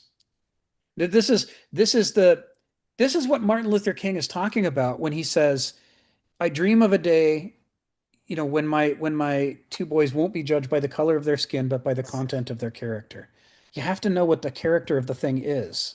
What is it? And this is the one and only time, Stephen, when I can say the word, its essence. Its essence is not what do I think is important. According to the Greek model, its essence is what is its character? What goes to the heart of its character? And the reason that it's essential is because if I know what the character is, then I know what that thing will tend to do and how it will tend to behave. But if I don't know about its character, then I don't know how it will tend to behave. And any strategy that I make is just shooting in the dark, right? It's just random. So hence the accuracy of definition and thereby understanding. Exactly. Okay. Thank you. Thank you, Sharon. Ari, come off mute. Tell us what's on your mind. Yeah, I want to go back in the conversation a little bit. I'm going to share a link here of one of my favorite. He calls himself not a historian, but he just saw these great audio work, and he's a retired journalist turned to like podcaster or something. I don't even know what he calls it. He's not really a podcast. He has these series. There's tremendous research, but basically his series here on the Ghost of Ostfriend sounds very similar to Timothy Snyder's sort of work. And he's really pointing out what's really amazing more in the military aspect of the machinery of things, and something along the lines of that I just researched, or I checked what the internet, Google says about these facts, these numbers, but it's something like total military casualties of World War II, something between 60 and 70% of them, between 13 and 16 million people, were on the Ostfront between the Soviets and the Germans. That's the whole war, right? The whole war, right? Not the Pacific theater, every other theater, right? And so it's really interesting, like you're saying, if those two didn't clash, weren't near each other, can you imagine? He's right? And this is where, like, clearly the Japanese, they were just fascists. I feel like they're like, they fit the perfect quintessential model of a fascist. And I haven't studied Mussolini and the Italians, but that sounds also like the same sort of classic. Like their nation, they want to do their thing, they want to expand, they want their economy, but they just want to grab resources and do their thing for their people. And again, there wasn't a leader at the top that was the personality. But anyways, just to say that like it's really interesting to point out that the machinery of the war, like again, like the real driving engine of what caused the outcomes of the war, I think are best argued that it's in that Ostfront. That it's he's also a great journalist. He knows how to paint a picture. He talks about when he's driving to the bone fields, the endless bone fields that you see these white plains that look like snow, endless and endless and endless miles upon miles of snow, but it's just bones, little crushed bones. And this is where the battle of Stalingrad and all that was more than just a Stalingrad, all the going back, all the things, right? So, but I just wanted to point out that Timothy Snyder is clearly not the only one saying this. I feel like every historian is saying this, if anybody actually listens. And it's so interesting because, at least as me as a child, as an American, what I grew up with, that was a narrative that was explicitly excluded. We want to say D-Day, World War II, we saved the day. Hooray, hooray. As he points out specifically, that D-Day, to some degree, other than like the West getting involved in the modern situation of Europe and Germany and the Marshall Plan, all that stuff. But in terms of winning the war's already over, based on the fact that Germany had annihilated itself. The only claim you could make is that Soviet would just have kept going if America had not gotten in and just become the new Hitler or something. And Stalin would be like, okay, I'm going to take over. Now I'm going to be the taking over of all of Europe and all of the world. I mean, imagine America still in some sort of like, I forget the author's name, who does like the guns of the South, but he loves these different possible histories. And I just love the idea. What if the Americans stick to the Monroe Doctrine, never got involved in World War I, right? Never got involved in World War II? There's a good argument. Where would have Stalin stopped? What would have stopped him? Would have anything stopped him? I mean, like, it's so interesting. Just to see that, like, it's in this case, it's so interesting to be thankful that matter and antimatter, or two forms of antimatter, annihilated each other. So, anyways. Yeah, it's pretty scary, especially Harry Turtledove. Yeah, especially thank you for Americans growing up with this propaganda that we won the war. And if we won the war, then why did we have to race as fast as we could to get to Berlin before the Soviets? I mean, doesn't the fact that we had to race mean they were going to get there anyway? There's these holes in our story even when they're teaching it to us, but still we cling to the idea that we really did win things, and it really does underscore the extent to which we are not thinking clearly about what would have happened if we'd waited just a little longer, if we'd taken just a little more time than that. I think Arendt would say all the evidence suggests that Stalin would have just expanded and expanded and expanded. That was his goal. That was always his goal. Like Donald said, I want what's mine and I want what's next to mine. And every time I take what's next to mine, now something new is next to mine. It's a problem. And it's a problem that Americans in particular have not faced. Let's say we are now. Yeah. I think we are now. Yeah. And and you think about the way that we try to say all the lefties are the same. All the left movements are the same movement. You get these Americans who are saying Norway, they're lefty commies. They're also dangerous. And like, they're not only are they not Stalin, they're not even Lenin. I mean, their capitalism with socialist intervention in the government is a million miles away, even from Lenin. They're not talking about seizing the means of production, overthrowing the bourgeoisie, and pursuing the class struggle. This is not the same kind of animal at all. But in the U.S., we're so used to our slogans and our bumper stickers. Hey, I want to call the Jewish people out for a moment that I really struggle with. Is like there's this big thing for a while that when October 7th was happening, it's like our big thing, whatever. I got so angry. They're like, the Holocaust is happening again. The Holocaust. I'm like, what the? What? Like, talk about trauma. Like, I was in a car accident before. Or I was talk about a flashback, right? I was in a foxhole before and some loud fire alarm is going off now and I'm back in the foxhole. Like, what? Talk about trauma. I feel like one of the signatures of trauma is confusing the past with the present. Yes. And if you want to work with that definition, what I like, all of we're describing here is a form of trauma, because we're not able to see reality as it is. You're stuck in the past as it's it's really, really, really weird. But it like really upsets me that like, good Lord, do you think this is it's like we have this thing in the Judaism that like, or Jewish people that like, never forget the Holocaust, never forget the Holocaust. The moment you're claiming October 7th is the Holocaust, you forgot the Holocaust. Are you kidding me? It's so upsetting. It's so upsetting. Sorry, I'll be done there. But it's interesting. This seems to be a universal particular problem. You know, every individual seems to struggle with this at some point, and it's very, very real. Yeah. Yeah. I'm with you. For someone who's not Jewish, the Holocaust is my baby, my evil, ugly, horrible baby. I've been a Holocaust student ever since age 10 or something. When I was stupid, I did some stupid things that I didn't have no idea what I was doing, and my parents assigned me as homework. I had to research the Holocaust, and so age 10, and I'm looking at all the photos and reading the whole history, and my mind is blown. And ever since then, the Holocaust has been my thing. I just like and I mean, it's my frame of reference for good and evil in the world and for understanding things.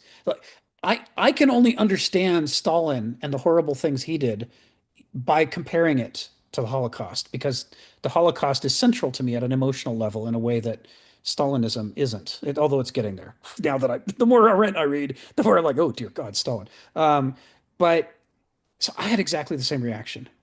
On the one hand, October 7th, you're like, oh my God, this is terrible. And then people start talking about it, and I'm turning to them going, what is your major problem? And then I had the exact same epiphany you did. This is PTSD. People are having flashbacks. They're confusing, because this is nothing like the Holocaust. And the Holocaust is so horrible on such an enormous scale, with so systematic and organized. There's just no comparison at all. But when you're suffering trauma, it doesn't take much to take you all the way back into that experience. And for I would contend that even people who never studied the Holocaust, if they read Eichmann in Jerusalem, especially the second half, where she goes country by country through Europe and shows you how it happened for every single country and all the people they killed and how horrible it was. You get to the end of that and you're like, I just want to kill everybody in Europe. I hate all these people. I hate them. How could they do that? Because until you read that, you think it's just the Nazis and their collaborators. You don't think huge numbers of people in all these countries were horrible and violent, even without the Nazis. And given half it, even when the Nazis were overthrown, they were murdering Jews who went back home. It wasn't Nazis doing it. It wasn't even fascists doing it. It was just, ordinary people in Poland and ordinary people in Hungary. And you read this and you come out so angry and shaking that you start to understand, how people could be traumatized for the next century or more, having survived that experience. It's just, even being near it. It's like watching the most horrific movie you've ever seen and never getting over it. And you think, and yet I didn't even experience it. All I did was watch the damn movie. And still, how many people were terrified of the water after watching Jaws?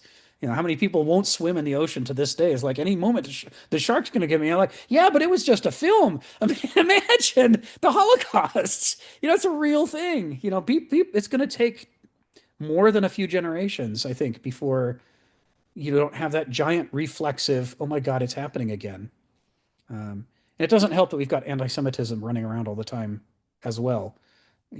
Legitimately, aside from any given event, it's a problem. Any sense that anybody had, oh God, you watched Shoah, Jason. That's astonishing. At age 8, at age 9, damn, that must have been traumatizing too.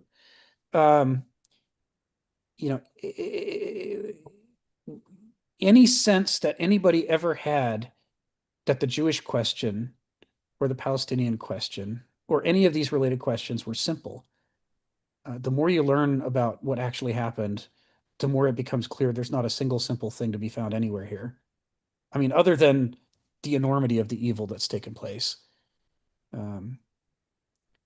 That, by the way, I'm going to call on Stephen in a second, but I'm going to actually make a Stephen related point, because I like to make Stephen adjacent points. On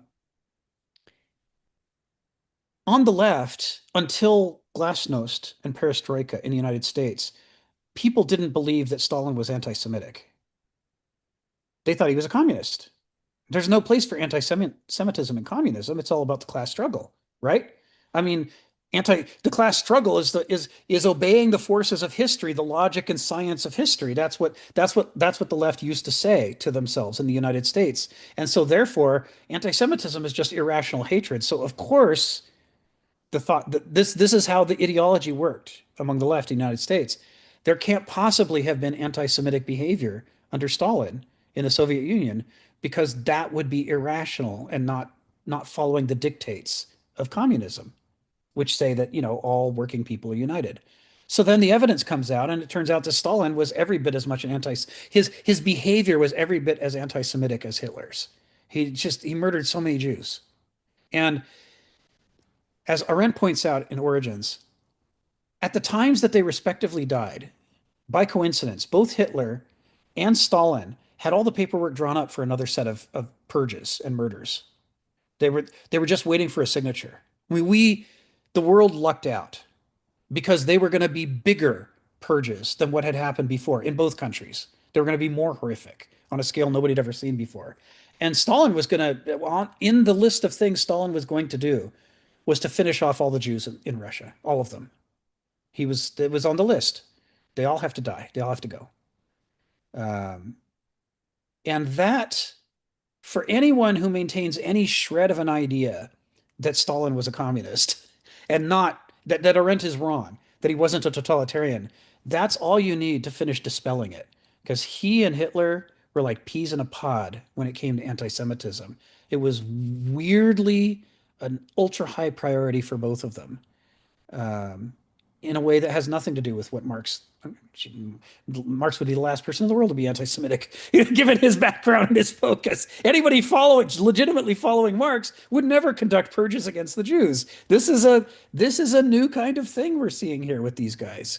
And as horrible as it was, and it was horrible, and we're all still reeling from it, some people more than others, it could have been so much worse. And it was about to be so much worse than it had been at the time that it got stopped.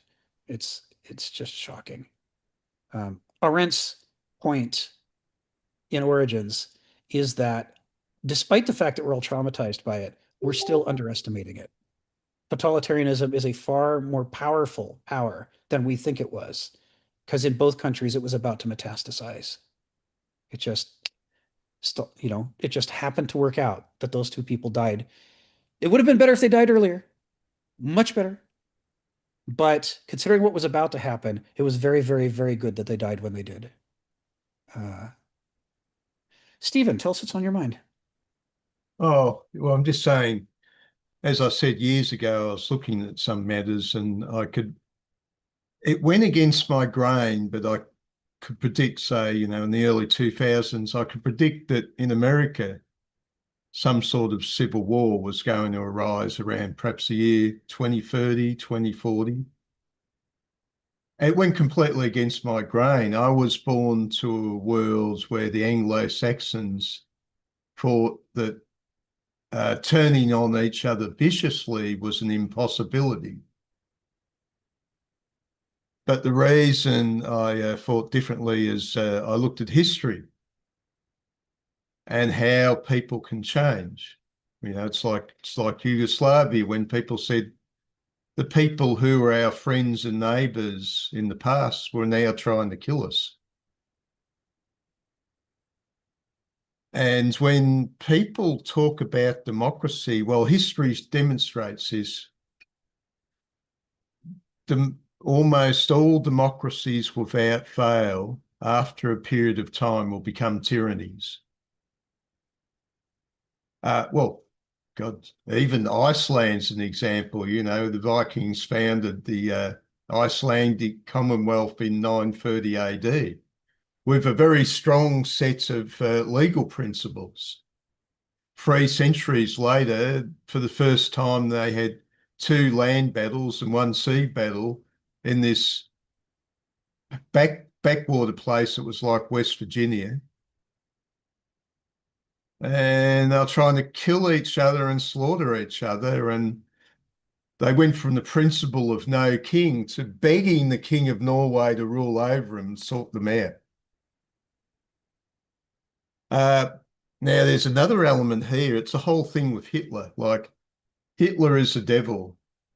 If Hitler never had have gotten power, he would have been the guy at the end of the street who was painting houses, except he was a bit angry, but he was nice to animals and children. But the adults didn't get on with him too well because he was a bit arrogant.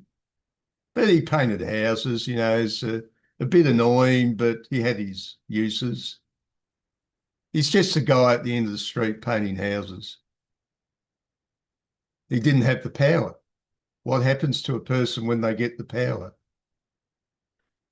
But, you know, I saw something which ticked my mind in recent months. And, you know, somebody put one of those videos on YouTube. Amongst all the bad stuff on YouTube, you actually do get a few good ones now and again. It's pointing out that, you know, you go back to the 19th century, the great example of humanity for Western people was Jesus. Jesus was the figure to be looked up to. You know, Jesus was the example of doing something good. Well, they got rid of Jesus, as Nietzsche predicted, God is dead. And at the end of World War II, the biggest man in history, as far as the West was concerned, was dear old Adolf. As the devil. I mean, the 19th century people had a God to look up to, or a sort of perfect man or whatever. And we very clever, smart people have gotten rid of God. And our highest principle is now a devil. Right. As an example of what not to be. So in the 19th century, they had an example of what to aspire to be. Right. We have an example of what not to be, but they're two very different choices. They are. Because if you have an example of what to aspire to, well, the ideal is you raise yourself to a better state of being. But when you create Hitler as the bad example and simply go, I'm okay because I'm not Hitler, you don't have to improve on yourself anymore. You can get worse and still not be Hitler.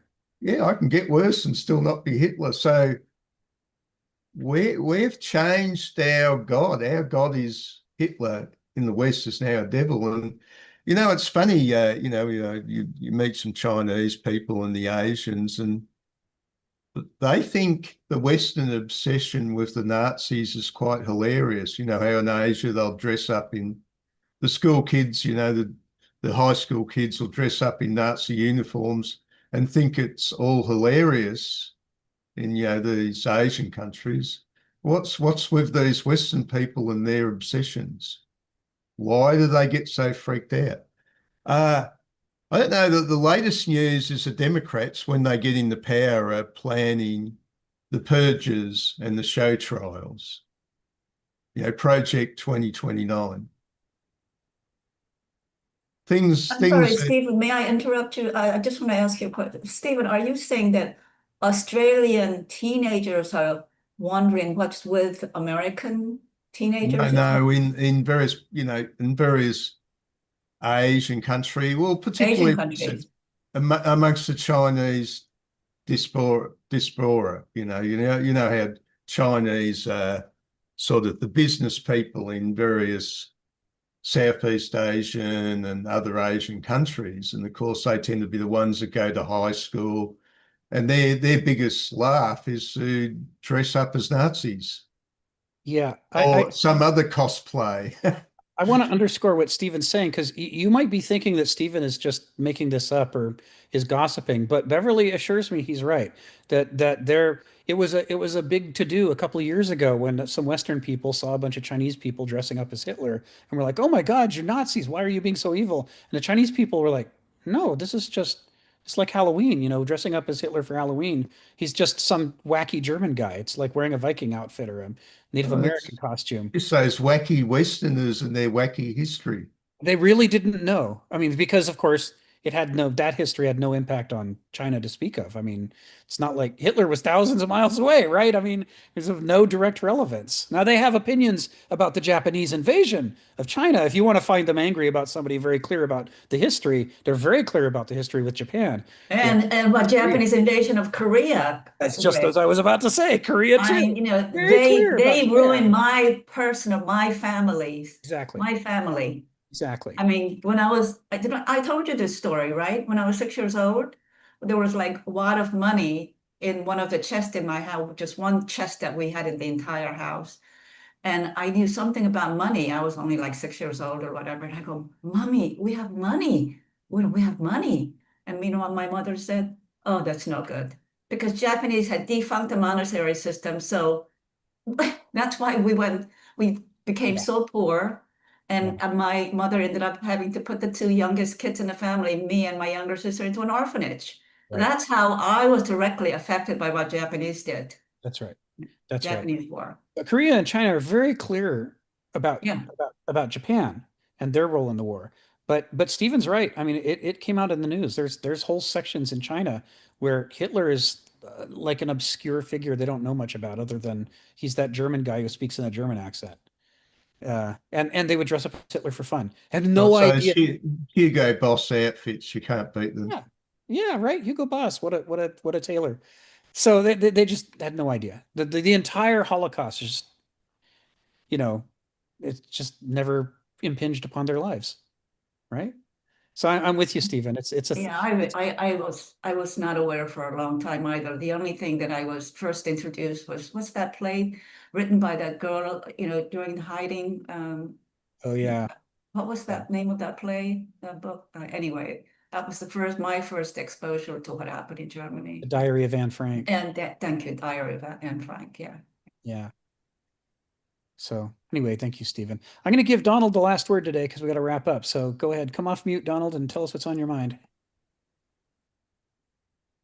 I don't want to say that we're becoming totalitarian or authoritarian or something, but as far as from my observation, all political parties everywhere in the world have studied closely the techniques, if not the ideology, that the Nazis and the communists developed. Admittedly, those techniques we may want to say they're value neutral or morally neutral, but I get a little concerned, especially so many politicians, even for the city council, it basically, we're having an election now here, is if we could just make them do what I want them to do, whoever they is, that there's been a change in politics and an adoption of techniques that I think are worrying. I would agree with you. It's not a good sign to see these things being used. And of course, we know Kenneth Smith agrees with you, because of course the issue is these politicians want to believe that you could pick up these techniques and wield them and put them down again like a hammer. And in that, they're completely ignoring the principle that everything starts to look like a nail. You can't, that thing changes you. It's not just a tool that you pick up and wield. You're not in control. It changes your unconscious to see the world through its lens. And so when you start thinking in terms of, why don't we just reduce all these people to a big mass and move them through effective propaganda, that isn't, it can't possibly be neutral. You're transforming the personalities of the electorate into something very, very dangerous. And you may think it will work for you on this election, but it may work against you and everybody else on the next election. If some less scrupulous person picks them up and wields them because you've now helped to create a mass. And people should never be a mass, according to Arendt. That is the most dangerous, because a mass doesn't stand for anything. Dangerous thing is a lot of people blame all their problems on somebody else. Yes. They refuse to accept that they're a major contributor to their own problems. Yes.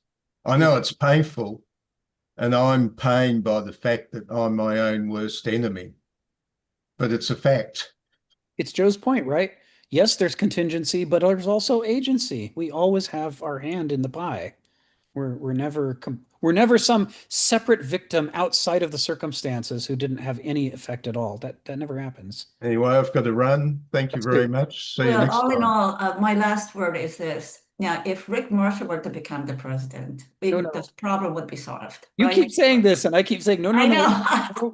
nope. I just want to, it's my way of saying I respect you, your intelligence and knowledge and wisdom and all that, Rick.